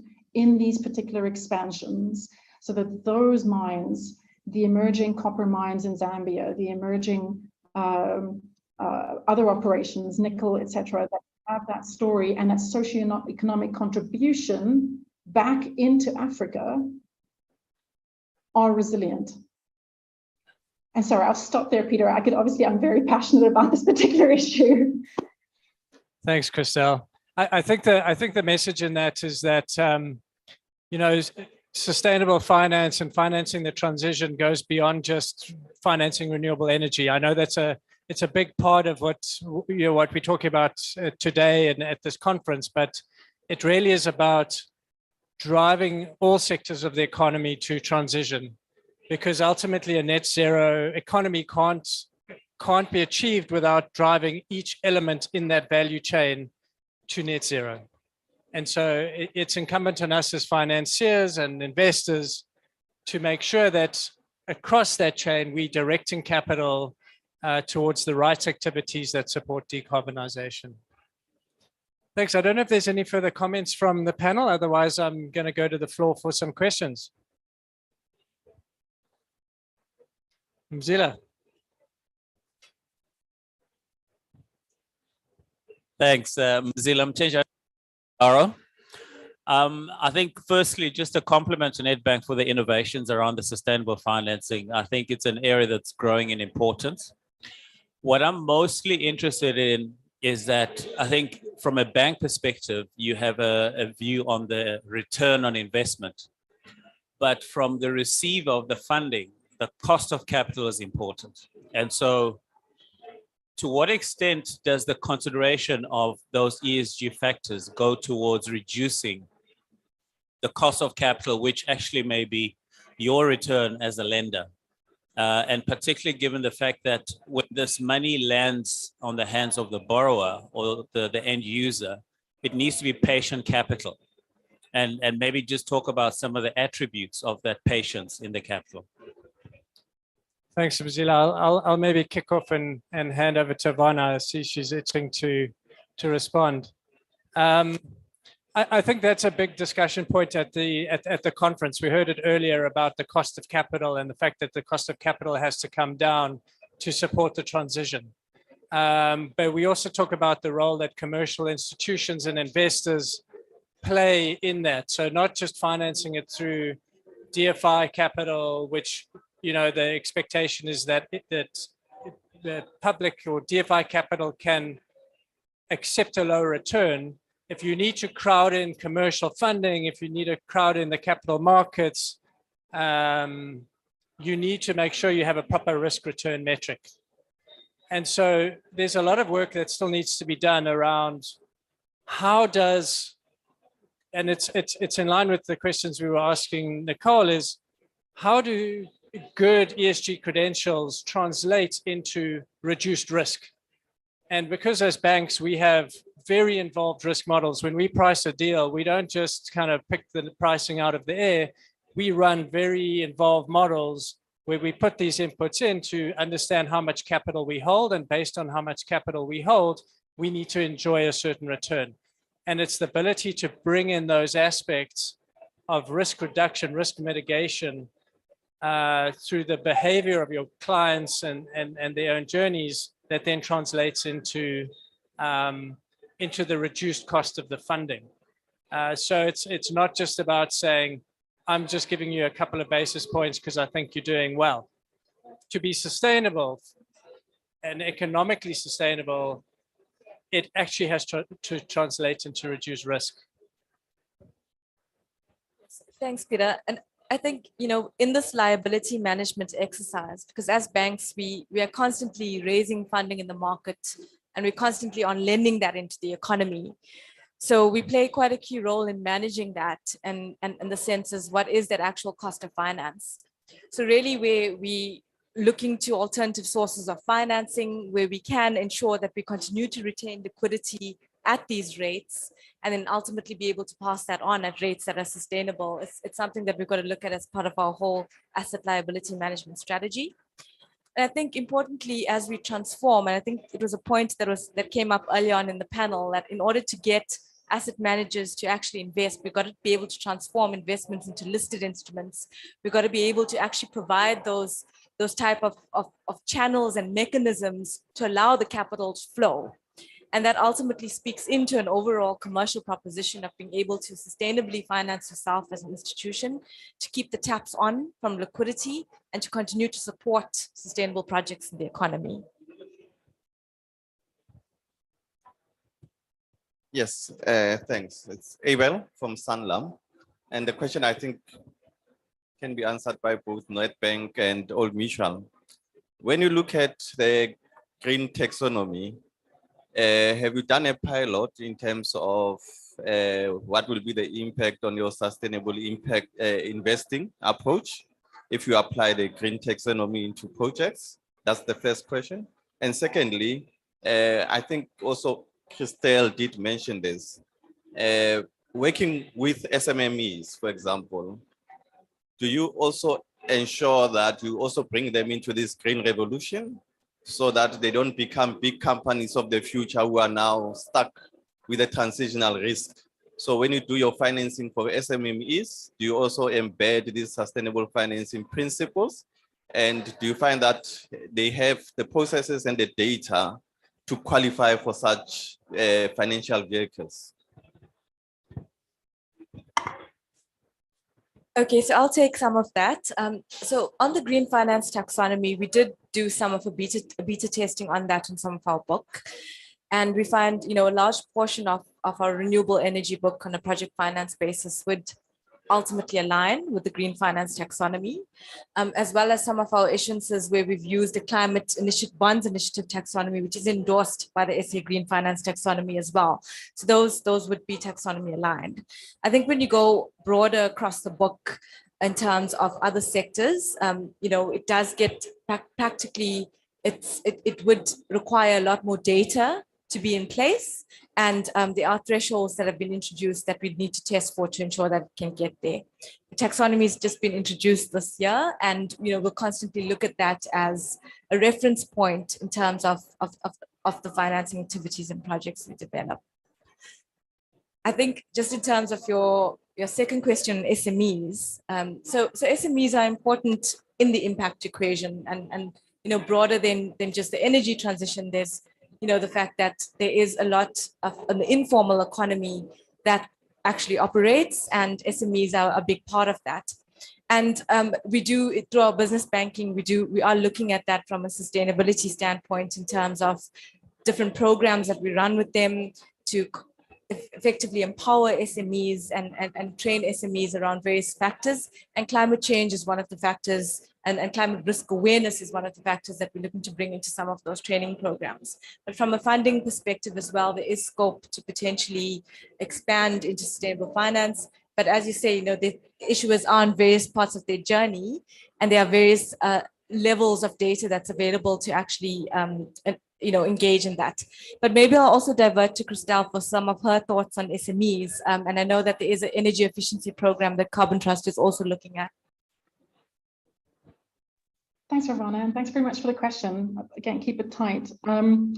I think that the question about data and all the other aspects is an important one. So performance data for SMEs is a challenge.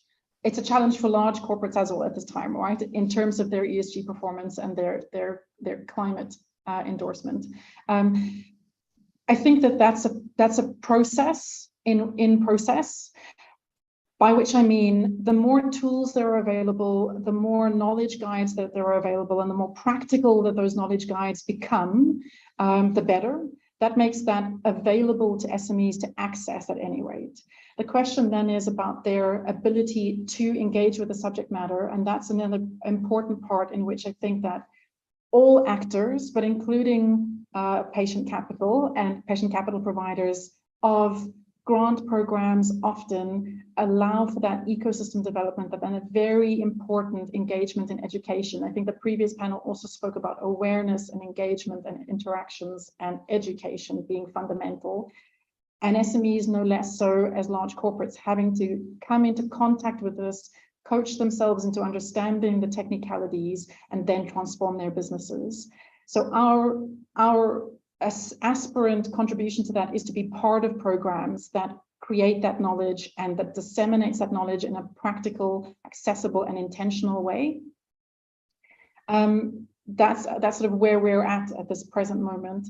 In terms of the taxonomy, I'm very sorry, I think that that's a key question that's also been raised. How accessible is the taxonomy, both in itself in terms of a knowledge product, right? And how accessible is the taxonomy in terms of the thresholds and specifications that are being set. And I think that those are key considerations in time as to how do you bring SMEs into the population that is able to participate meaningfully. So something to keep on the very front burner. Just maybe to address your question from a kind of product development perspective, one of the things that SMMEs are looking to do quite simply is to put renewable power into their business. A lot of the financing is set up to deploy utility scale, massive 2 billion Rand projects. And there really isn't enough of effective financing mechanisms to finance the SMME.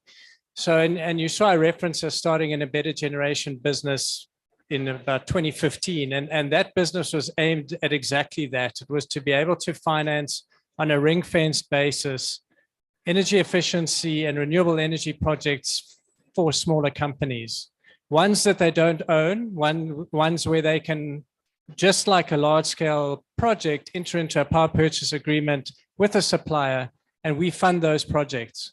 And that has enabled SMMEs to access the renewable energy market, where it was only really the purvey of your large corporates that had the balance sheets and wherewithal to undertake renewable energy projects. Yeah.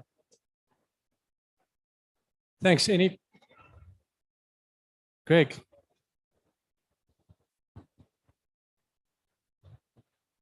Hi, Greg Fife from Standard. Just to get your observations in respect of capital markets issuances, have you seen a greenium both for your own issuances and for clients? Thanks. So we have managed to achieve a level of greenium on our capital market issuances. And this obviously depends on when you are issuing and where you are in the cycle. We have managed to achieve some greenium. I think, the range that we're seeing that in is anywhere from 0 to 15 basis points. And I think that's very much aligned with what we've been seeing in the international markets. And ultimately, it's something that has been more or less consistent, but it does vary depending on the investor book that you do attract, and as well as ultimately, I think it's also has to do a lot with the underlying asset class, given that there's varying amounts of appetite for example, renewable energy projects versus buildings versus SMEs. Thanks. And just to take that a step further and to go back to Mzila's question around how that passes through to the client, we really do see it as a virtuous cycle, because what we have done is have a mechanism where we can raise that financing, and with that greenium, pass that greenium through to our client. As long as our client is embarking on that journey, whether it's a use of proceeds or a sustainable linked loan, ultimately that benefit flows through to the client. And by doing so enables us as a bank to raise further finance and again, really just grow the pot in terms of deploying sustainable finance. Thank you very much. That is the end of our session today. Thanks for joining. Thanks, everybody. Take care.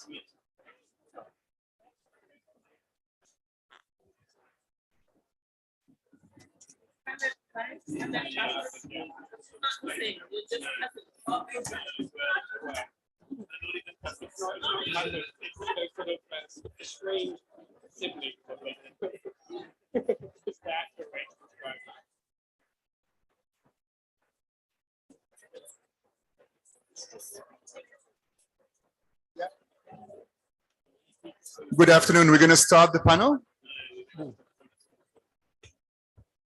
There's an echo. Please have a seat.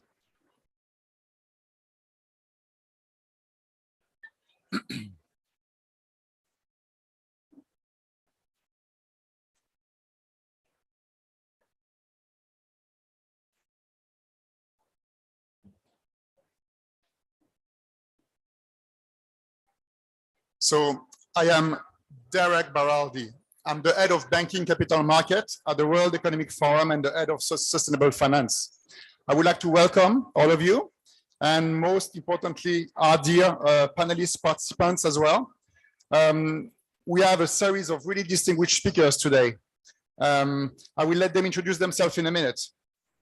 First of all, what I would like to share really briefly is that financial institutions are increasingly held accountable for their sustainability performance and face regulatory scrutiny on climate-related risk. As sustainable finance has gone mainstream, it is significantly reshaping the industry in a multitude of ways, including the pledge to deliver 100 billion to emerging markets in climate action, the emergence of sustainable finance taxonomies, the widespread adoption and integration of ESG factors into investments, just to name a few. The World Economic Forum has spent significant time in addressing these challenges through our work on stakeholder capitalism, ESG metrics, financing the transition, mobilizing investment in clean energy in emerging markets. It is paramount for us to increase our focus on regionalization of our work. We started with China. We are looking as we speak at Brazil, and we are as well intending to do some work on the African continent in 2023. On that note, the African Development Bank has stated that Africa's infrastructure investment gap is estimated to be as much as 108 billion a year. Innovative solutions need to be identified in order to bridge the investment gap to meet development goals and create a low carbon, climate resilient future. Let's discuss today what is top of the mind of the institutions which are here represented. What are the opportunities? What are the challenges? And reflect as well on what is needed. So I would like to welcome to the panel today, Auna at the UNDP. We have Oliver, Standard Chartered Bank. We have Greg from Standard Bank. We have as well Same from the AFC, and finally Angie from the AFC. Maybe I would like you, Auna, to kick us off with your first intervention. You can take the mic or stand, the way you prefer.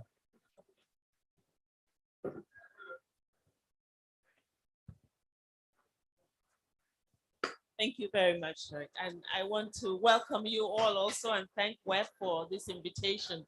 When I got the invitation, I looked at the topic and I felt this was quite important to come together and reflect on these issues. As a development agency, we at UNDP believe that we need to go from funding to financing to be able to actually achieve the Sustainable Development Goals. Particularly on the continent of Africa, we can no longer be held hostage by this mindset of aid as the path to development, because aid is important, but it's not going to deliver trillions of dollars of financing that's required to get Africa there. So the financial institutions on the continent and beyond are extremely vital for accompanying Africa's development. And the opportunity is now to look at investment and to look at also financing differently in connection to development. I want to maybe bust some myths. The first one is that Africa doesn't have the capacity to absorb resources and finances. African institutions are not there or they're too weak. I think that on the panel today, you will be hearing the strength, the muscle that is emerging on the continent in terms of its financial institutions, whether it's AFC or Afreximbank or AFDB, and the possibility, the opportunity that we have with these institutions. We don't have enough capital flowing into the institutions, actually. They have the capacity to develop, to deliver. We saw this possibility during COVID, where Africa was actually left. I don't know, there's a fly that's attacking me, seriously. It wants to be part of the conversation.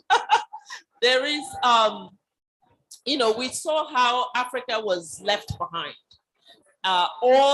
Whether it was in terms of vaccines or PPEs to really survive COVID, or even in terms of the recovery, we saw how African institutions stepped up.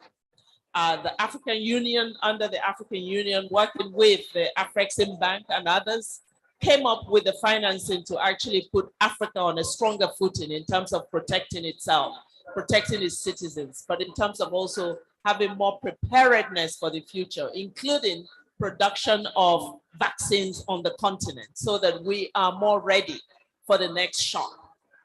So this really for me underlines the importance of African institutions and the need for them to be supported and for capital to flow from wherever it is into these institutions, because they're in the front lines of resilient financing on the continent.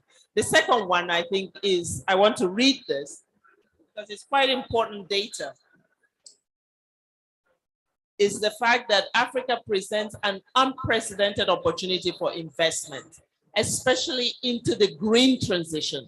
So we're at COP27 talking about green transitions and climate change. Sustainable business models, which is where we must go, are said to be able to generate an economic prize of at least $1.1 trillion and to create over 85 million new jobs by 2030. This is exactly where Africa ought to be. Estimates indicate that the continent's energy transition alone, just look at energy transitions, with abundant solar, wind, hydro, and geothermal energy resources, presents $100 billion per year investment opportunity with an anticipated 70% of financing needs stemming from the private sector. Agriculture, for example, offers potential for climate smart crops and more resilient food systems, and also climate resilient infrastructure, which provides investment opportunities of an anticipated $130 to $170 billion. So the prize is huge, and we need to keep eyes on the prize. And finally is the issue of the cost of finance. I think it's important discussion to have at this forum that Africa's financing still costs so much. There's no cheap money anywhere for this continent. African countries borrow at 10 times the cost, the rate than other countries in the developed countries. Why? Because of perceived high risk. And I say perceived because it's not true, it's not factual that in fact this country is more this continent is more risky for investors than other parts of the world. But also the return on investment is usually not factored in. So African countries end up having investment deals and debt that is so highly priced. And I think this needs to be busted in terms of the myth that surrounds it so that Africa can access financing at much cheaper rates. Thank you. Thank you so much for that. You have really set the stage in a really good way for us to structure the continuation of the dialogue. Angie, may I ask you please to maybe build on this from your perspective in terms of the challenges that we are facing? Thank you very much, Derek. Thank you for the great opening on the plight of Africa. So we work, our role is to assist governments in Africa to prepare and plan for climate disasters. So as we are de-risking green investments, we are facing extreme events in weather, drought, floods, cyclones. And our role is to assist governments to help communities to prepare for the impact and respond in time. So for us, I think the forum can assist in collaborating with the public entities and the government to ensure that they are able to acquire risk transfer solutions that can protect the people on the ground when this climate events hits. While we're waiting for the net zero, while waiting for going green, we are facing climate change impact, and it's happening every day. And so I think for us, our focus is, what do we do to adapt as we mitigate? And how do we do that? I think investment should go towards risk transfer solutions that can help people to be protected against the ravaging effects of droughts and floods and cyclones. Thank you so much. Maybe Same, the Africa Finance Corporation in that context has a really important role to play. And before we go to our colleagues from the private sector, do you want maybe to elaborate? Thank you. Thank you everyone for being here. I hope you can hear me. My name is Samah Shanouda. I'm Chief Investment Officer of Africa Finance Corporation. At AFC, we are a multilateral. We're owned by African governments and African banks. And we invest in infrastructure, debt, equity, and everything in between. Our balance sheet is about $10 billion. And one of the things I really wanted to touch on is what Amuna said, is the perceived risk versus the actual risk. One of our most powerful tools to de-risk projects is that we actually invest in early stage development of projects. So we support local developers of power, ports, and other projects to develop them. Usually local developers either don't have the funds or don't have the capacity to negotiate with government, long-term contracts, PPAs, etc. So we are happy to take that risk to make early stage investments and early stage development. We have a very strong development team that would take the project from a concept to financial close, help raise the money, and then construction and operations. Now, we're hearing a lot about billions and trillions of money, but it's not going to Africa. And you know, it's very difficult to understand why. One is risk, and we've tried to deal with this by our project development initiative, which I mentioned. But the other one is scale.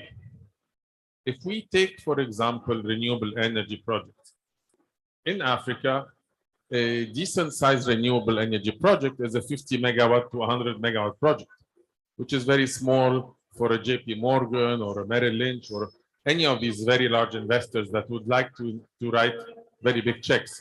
So what we are doing, we're building platforms that would have a number of assets in a number of different countries, so that when we attract third-party capital, we attract them to the holding company that owns a very large number of projects in a number of countries. We've done that in renewables, where only 2 years ago we had less than 100 megawatts, 2 projects. Until yesterday morning, we've made a few partnerships and acquisitions with our partners Infinity here in Egypt. We've acquired the largest renewables platform in Africa called Lekela from Actis. Now we have 1.4 gigawatts of projects that are operational with cash flows. Automatically, you appear on the radar screen of any investor worldwide. Yesterday, our partners signed with the Egyptian government 10 gigawatts of wind. This is the largest renewables project in the world. So if you take the journey that we've been through from less than 100 megawatts to about 12 gigawatts, you are definitely a player in the world market now, and people will come to you because of size. So we try to catch the problem from the inception, from early stage development, and then to scale it up so that we appear on the radar screen of investors. Thank you. Thanks a lot. May I ask Greg to follow suit, maybe to address the topic of the cost of capital in general, and maybe more specifically about the infrastructure investment lag, which I think it's something that you're attempting to address. Thank you very much, and thank you to the WEF for the opportunity. So my name is Greg Fife. I look after the sustainable financing business in Standard Bank, but my background is largely projects and ECA finance in energy and infrastructure. So just to perhaps just position 3 opening statements for the session. I think they relate to innovation, partnerships, and projects. So on the innovation side, I think the era of innovation and financial engineering is upon us. We've mentioned the infrastructure gap. Now we have the climate gap as Africans, and we have to deal with this. So this is the era for financial innovation and engineering. I think the second point is partnerships. We have to work together across the public and the private sector to develop partnerships, and especially and in particular on the funding side. There's a lot of talk about funding, but we actually need to move towards actual doing of funding. And that means partnerships across, we've spoken about PPPs, risk sharing arrangements, guarantee structures, first loss arrangements. We need to be innovative around partnerships between the private sector and the public sector, both to attract capital and actually to get projects done. And then the third, I guess, intro comment is around projects. We need to, and it's the point that was made earlier, we need to increase the speed of projects coming off the rank. We need more projects to be able to invest into. Thanks a lot. Oliver, can you maybe build up on the financing instruments and the different approach that are needed for these investments to occur? And again, maybe address that cost of capital, meaning by that, the bankability of the project is extremely important, and not all of them are, from a commercial perspective, always making sense. Yeah, well, first of all, thank you to the WEF for organizing this. It's great to be here and see quite a few familiar faces in the audience as well. There's a lot of things that if we had 3 hours, I think we could unpack over what everyone has said. But the one thing I do want to start off with, going slightly off script, is the opportunity and the appetite for sustainable financing in Africa. And the only thing that I think anyone needs to remember is it is huge. There is a lot of opportunity. There is definitely a requirement, and there is definitely the appetite to do that. We put together a study called Opportunity 2030, and I think very similar numbers to yours, where we looked at just SDGs 6, 7, and 9, and we worked out there's about $200 billion worth of financing opportunity by 2030 in Africa alone. So clearly there's a lot that can be done. Now, the challenge really is around how are you structuring these things? And I think, Greg, your point around partnerships is so crucial. There's often a conception that you can go to a large commercial bank and they're just going to give you money. And this is what I think that the challenge that I often see, where people come to me and say, you're Standard Chartered, you're doing sustainable finance, I've got a sustainable project, you should be lending to me. And you have to sort of go through the fact that there is a journey to this with any fundraising, whether you are in Africa, whether you are in Europe, Asia, there is a journey and you need to respect that.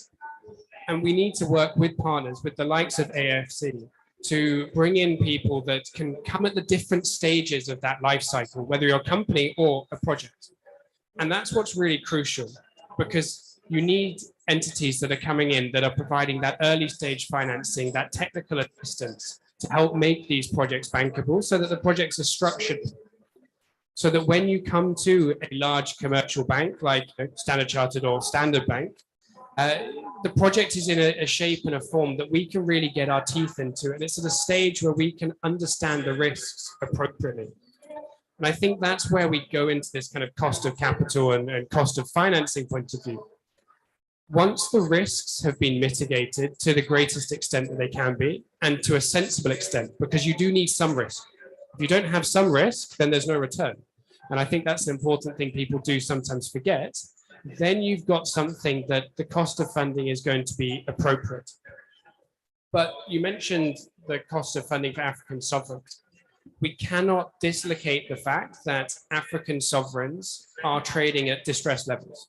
The market is just wrong. And it's based on reactionary fundamentals rather than real fundamentals. It's based on interest rates and the dynamics that we're seeing there, dollar strengthening, and a whole host of other things on the commodity side. So that's where it's really important to continue that partnerships bit and look at blended finance, where we can bring in risk mitigation measures, things that change the structure, whether that's first loss capital, whether that is political insurance wraps, other sort of credit insurance wraps, that again lower that cost of financing. But if you're looking at things on a pure clean basis, there needs to be an understanding of where the market reality is. And we can't remove the market reality, not if we want to do these things at scale. Because if you're pricing your projects too low and the cost of funding is too low, people don't make returns. So why are they going to come back and continue to fund them?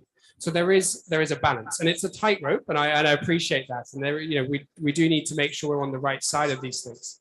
But I don't think it's as simple as saying, you know, the cost of funding just needs to go down across the board. It needs to go in the right direction in the right way. Thank you so much, Oliver. Before we move on into discussing about opportunities, maybe Auna, do you want to, first of all, react to the first round of intervention? And maybe as well, Oliver, you spoke about the journey, reflect with us on others, for example, Sub-Saharan Africa transition journey differ from other parts of the world. Thank you. I was gonna start with Angie, who spoke about the risk capacity. And I think that ARC that we work really closely with has a really important role on the issue of, because the shocks that are experienced today on the continent are quite escalated because of climate change. And we have to shock-proof development pathways. And we need an institution like ARC that is able to help countries anticipate the risks and then come in to actually mitigate and manage them. So I think you do a really important work and on this side of the resilience building. On the issue of, I think we keep hearing this over and over again, project preparation. And I think maybe it's about time we understood, at least those of us who are working from the public, working with public sector, to really understand how we can support this project preparation process. Because I keep hearing that from the institutions, that there's a gap, there's a capacity issue there. So I would like to hear more. What can we do step by step to improve that situation? It's also linked to scale, right? If the money is there in the billions, but the capacity to put something on the table is in the thousands, then there's a mismatch. So also understanding what can the public side bring to the table to enable and position to go to scale and be able to be eligible for some of these windows of financing. There was a talk here about the public-private, the partnership, and I want to comment on the partnership side. I don't think we can do this without partnerships. And it is, I mean, the most crucial partnership is between the private sector and the public sector, because you need that enabling environment, the regulatory environment needs to be right for us to liberate financing. So again, that's where we come in as a UN development entity, is to prepare countries and build their capacity to engage in ways that are meaningful. And it would be good to hear a little bit more reflection from you on what you think we should be doing that we're not doing to facilitate that partnership, because there's still a bit of gap. And then finally, on the issue of the financing cost. Yes, I agree with you, Oliver, that we don't need to talk about like a flooring. You know, it's very contextual, it's very subjective, but I was really speaking to the fact that the overall cost for Africa is much higher than anywhere else in the world. And is that fair, right? There may be some justified ratings that are there. So Africa also needs to take the initiative to have its own rating agencies and try to change this. And that's something that we're working with the African Union and others on, because we think that there is a kind of an unfair system of judgment there on the continent that not only increases the cost of financing, but even the environment for investment. You know, the opportunity for investment is drastically reduced in terms of attracting investors. And this has to be corrected somehow if we're going to leverage. And I agree, Oliver, in terms of the opportunity. The numbers that you named are similar to what we're finding. And I'd like to hear from you more about how you think we make this more known to investors on the continent and outside, that the SDGs is $1 trillion investment opportunity. Is this really understood? So the floor is open. Anybody would like to address? There's a few questions which were posited. Thank you. Back to the shocks. For me, I think the opportunity exists where we have partnerships that support protection against the shocks for people on the ground, the communities on the ground. For instance, the smallholder farmer, right, doesn't have any resources to purchase insurance against these events, right? And whether it's CSR from financial entities, whether it's equity into protection for farmers and other community members against the effects of drought, etc. I think is a key opportunity for us as a partnership between public and private entities, in my view. Yeah, I wanted to focus on project preparation, which is a very, very important point. And I'll give you two examples of two projects that we worked on. One of them is in Senegal and the other is in Djibouti. So we know that Senegal has found major gas finds, but these will take a very long time to be developed. At the same time, there's a major energy access problem in Senegal. There's not enough.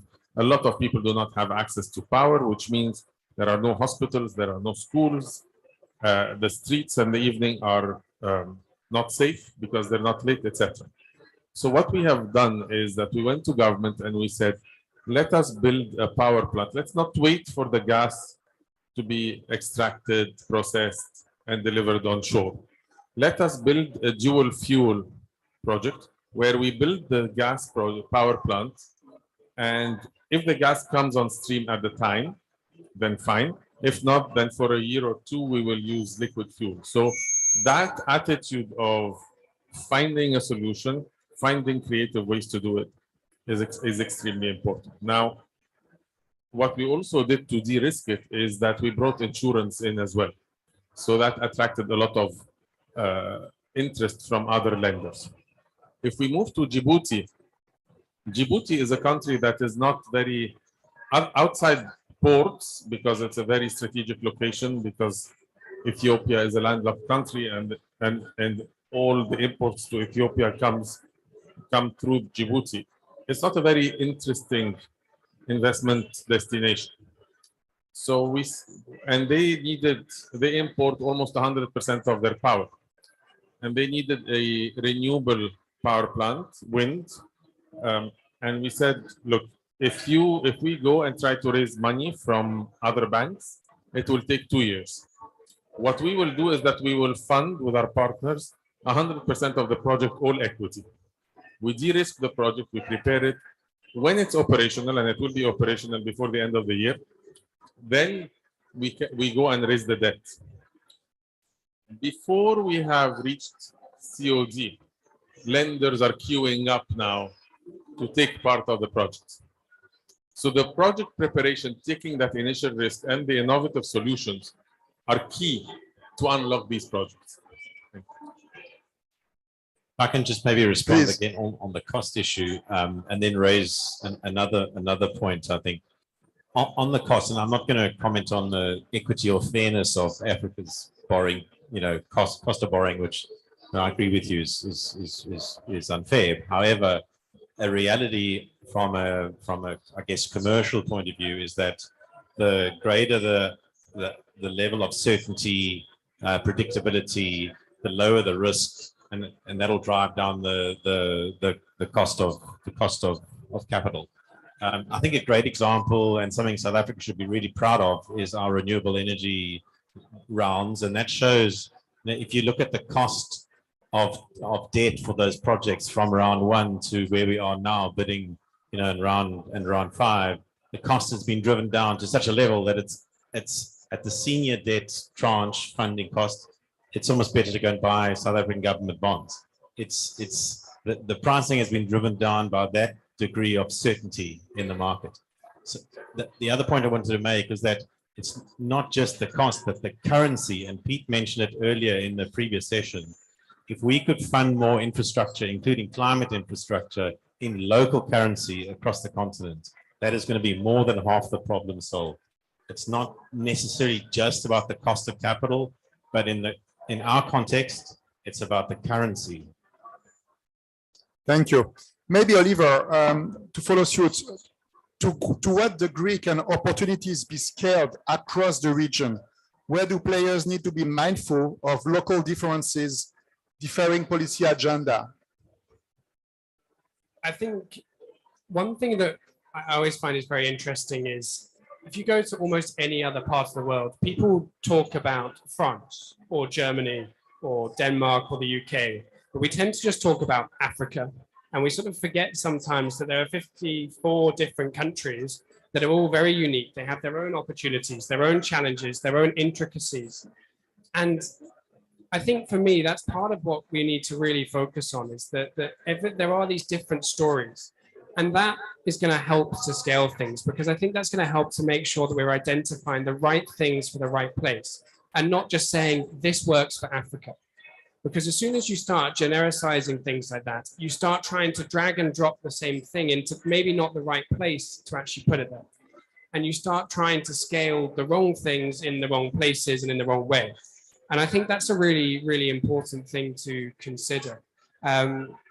We as a bank, we've done a lot of infrastructure financing, actually particularly on the ECA side, and that the export credit agencies are a really great way to de-risk projects at scale for commercial banks in particular.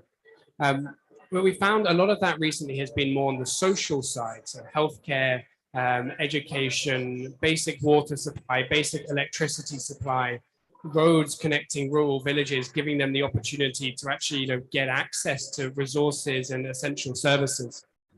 And it's only really that now we've just started to see a massive pipeline of new green projects coming on. And we've seen in some countries, we're doing rural off-grid renewable solutions. We're looking at green data centers, which are going to have a massive social co-benefit as well, but we're running it from a green lens effectively. And we're seeing as well some of the kind of more utility scale power plants on the renewable side. But it's important to understand that there are, in different markets, some of these things are not going to work as well. And we shouldn't just be saying, well, let's just blanket sort of roll this out everywhere.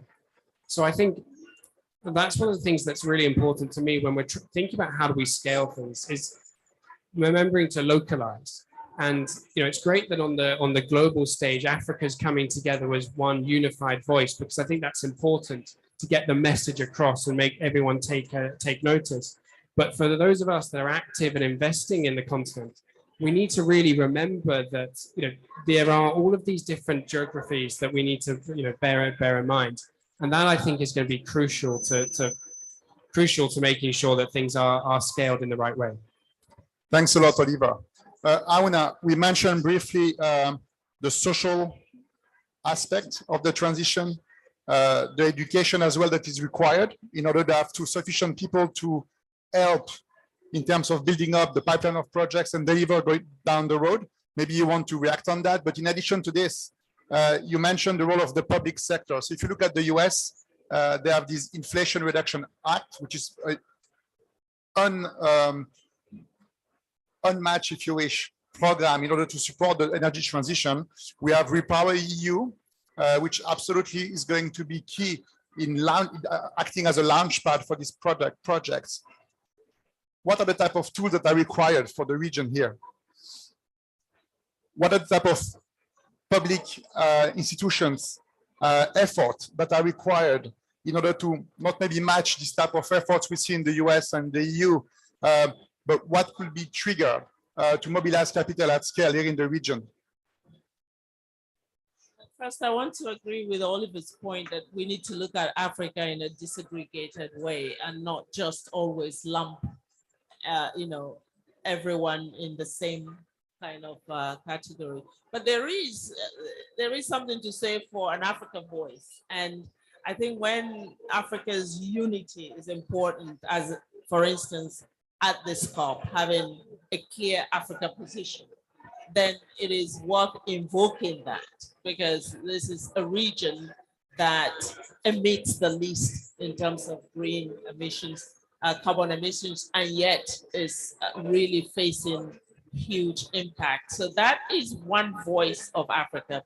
We also benefit a lot from looking at Africa as a unit when we talk about the One Africa market. The Africa Continental Free Trade Area is a very useful foundation to build a lot of what we're talking about here, right? So that kind of narrative, Africa narrative, is useful on certain levels. But for operations and for business investments, I think you're absolutely right that you have to look at specific countries and where they're at and what their conditions are and the contexts are. On the public sector, I think governments are key, right? We say that private sector is important and it is the driver of growth and development, but private sector cannot operate in a vacuum.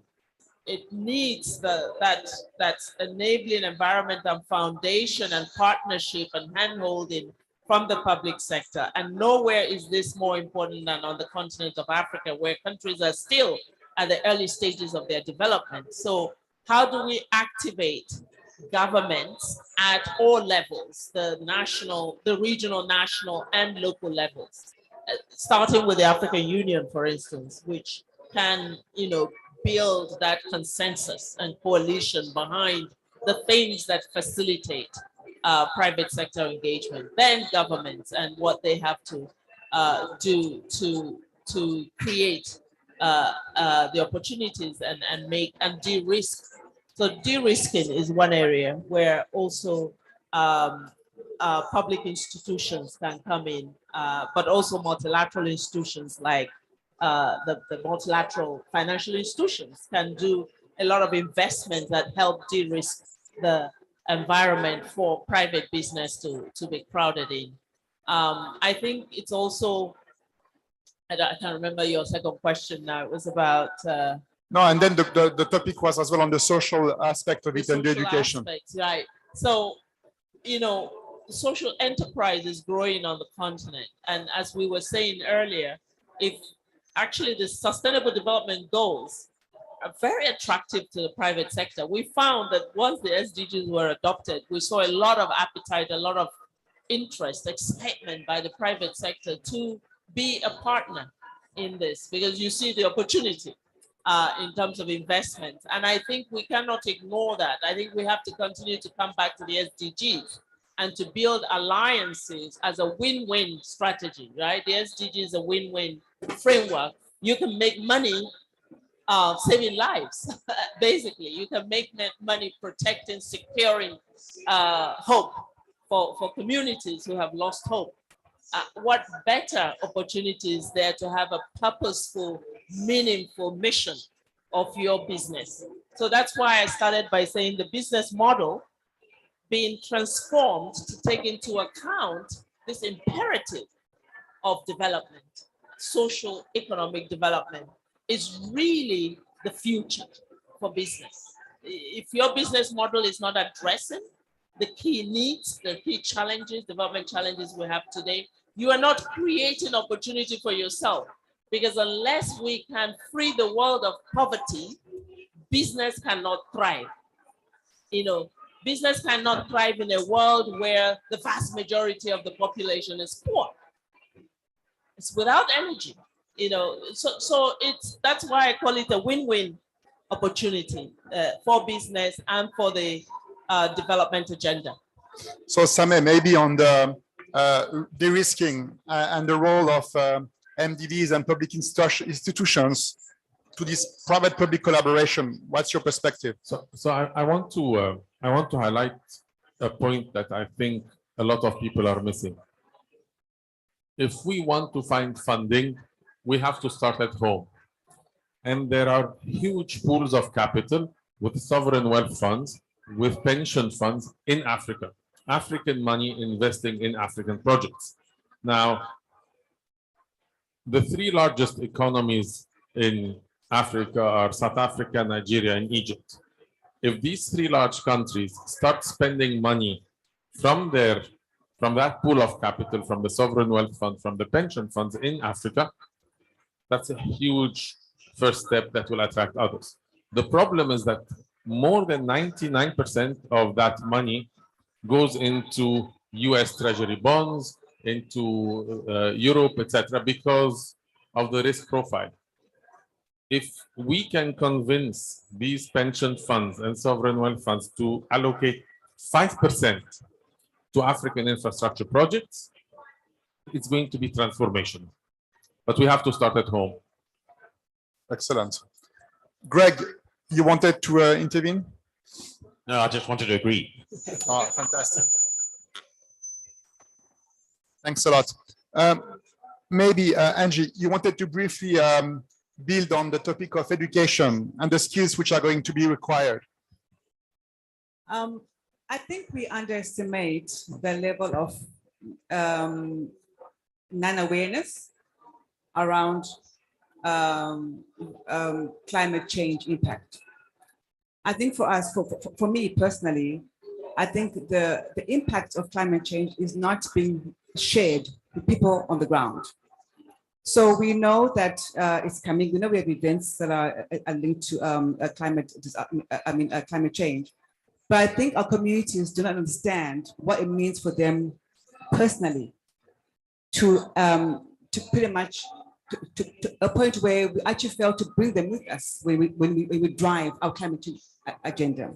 I think what's key is to try and raise the voices of the poor to our levels in terms of understanding what it is that we're facing with climate change. So awareness building is critical, and education and training is critical. I think the private sector have a role to play in that going forward. Thank you. Maybe, Greg, can I ask you, in terms of solutions, what solutions currently being worked on are particularly promising? What solutions remain underdeveloped and need more stakeholder engagement?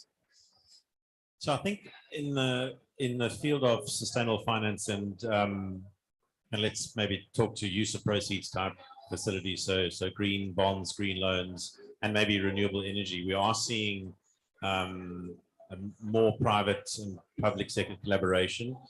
Not so much in South Africa, but more generally north of the borders, we're seeing risk-sharing structures where we take the front-end risk and the DFI multilateral takes the back-end risk. We're looking at we've closed structures where we've split the commercial and political risk and allocated that risk to the entity best able to assess and manage that risk. We're looking at various funding models, more based on securitization type models, where we're looking to leverage a small amount of donor capital with subordinated debt to leverage a huge amount of private capital into an infrastructure fund. So, we're looking at those type of structures, as part of, a drive to the point earlier about the infrastructure challenge is massive, and we have to find solutions for that. Most of the structures we're looking at, certainly it's the cross-border lending that we're looking at, has a type of credit or political risk mitigation in place of some sorts, whether it's an ECA wrap or whether it's sovereign payment default cover from Amiga or something like that. But it's usually wrapped in, with some public sector risk instrument. The final point I would make is that absolutely echo the comment earlier that we're seeing a lot of opportunity, not just in climate related projects, but in broader infrastructure, whether it's port in Ivory Coast or whether it's road transactions in Kenya. We're seeing or hospital transactions in Ghana, in Angola.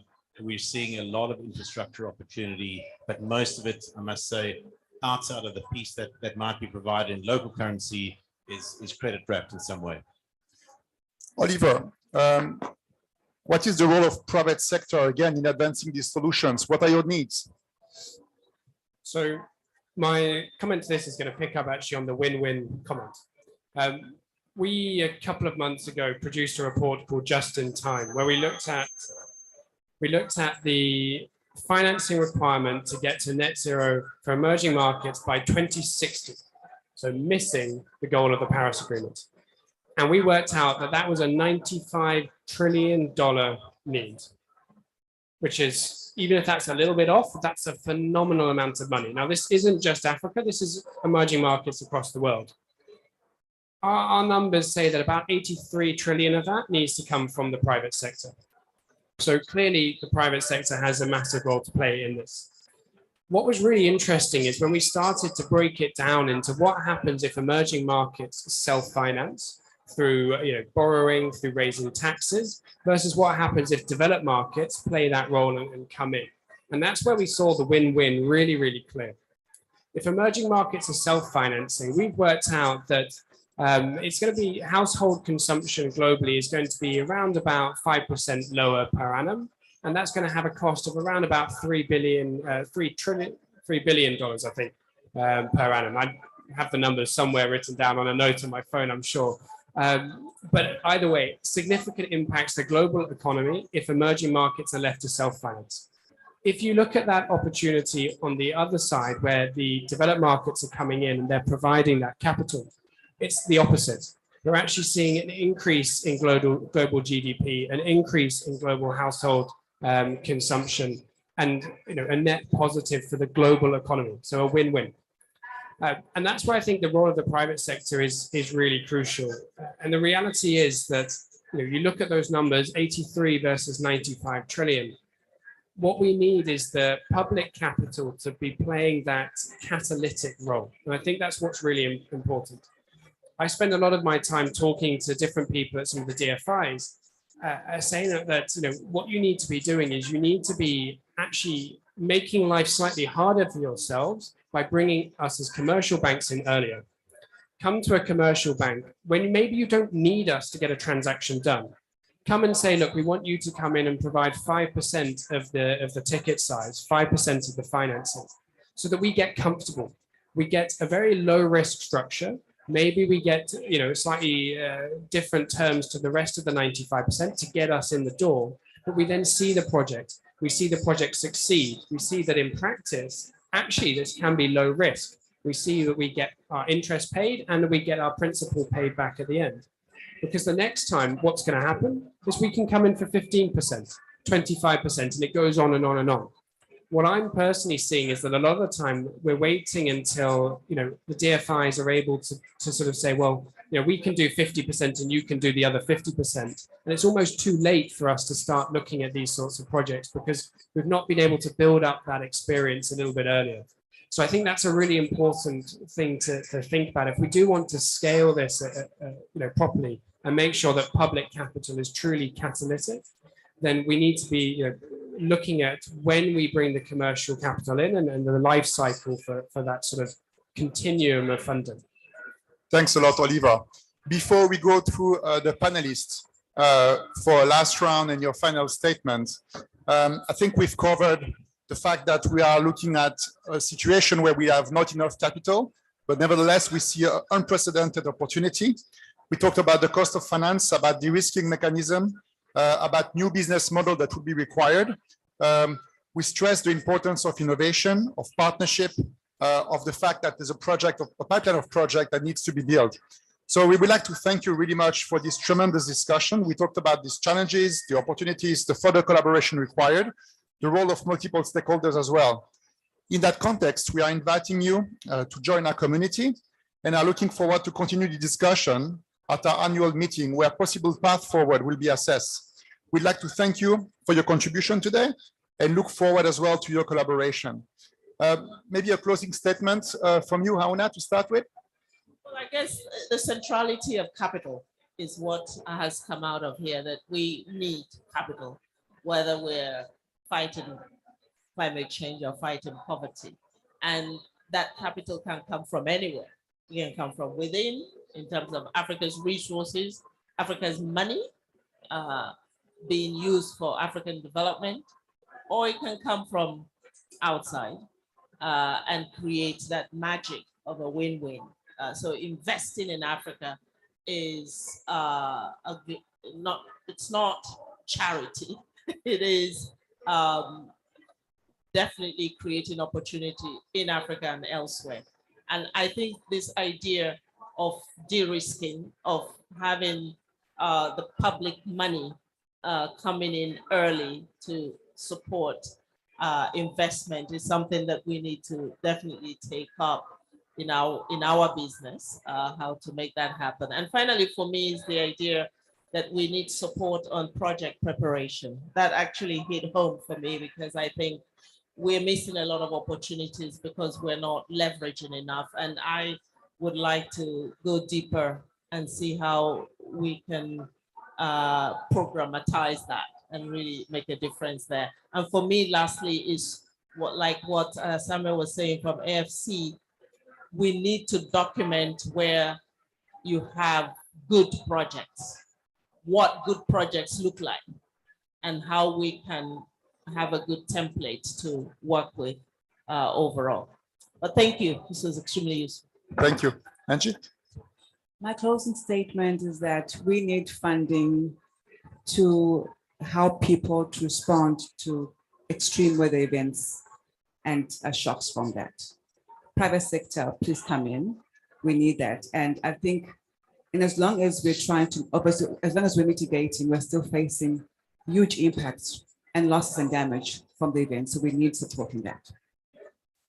Sameh? Thank you. There's one point that we haven't discussed that I think would be a very good closing remark. And I'll use AFC as an example. AFC was formed 15 years ago with a balance sheet of $1 billion. 15 years later, we have been profitable every single year. Our balance sheet now is $10 billion. So you can invest in Africa, you can invest in infrastructure very profitably. And we are the example for that. I'll follow on that. Excellent. So two things or three things. Number one, don't be scared to invest. To Sameh's point, I think that we need to take risks. So banks, we need to be taking risks. We need partnerships, and finally, the challenge is there, but you know, that makes work exciting. So that's it. I think one thing that we've not really talked about is some of the innovative solutions that are coming up. I mean, no one's mentioned the word carbon markets, which I think is probably the first panel on Africa that hasn't mentioned carbon markets so far this week. But I think, you know, there are things that are arising that are really exciting. And I know, Sarah, that's going to make you very happy after dinner last night, where that was all that was talked about. But you know, there are these things that are coming out there, these new funding solutions that we need to harness. We need to harness them responsibly and not just rush into things and destroy the kind of the integrity of these things. But I think that, you know, there's a great opportunity for everybody, and you know, it's up to us to capture it.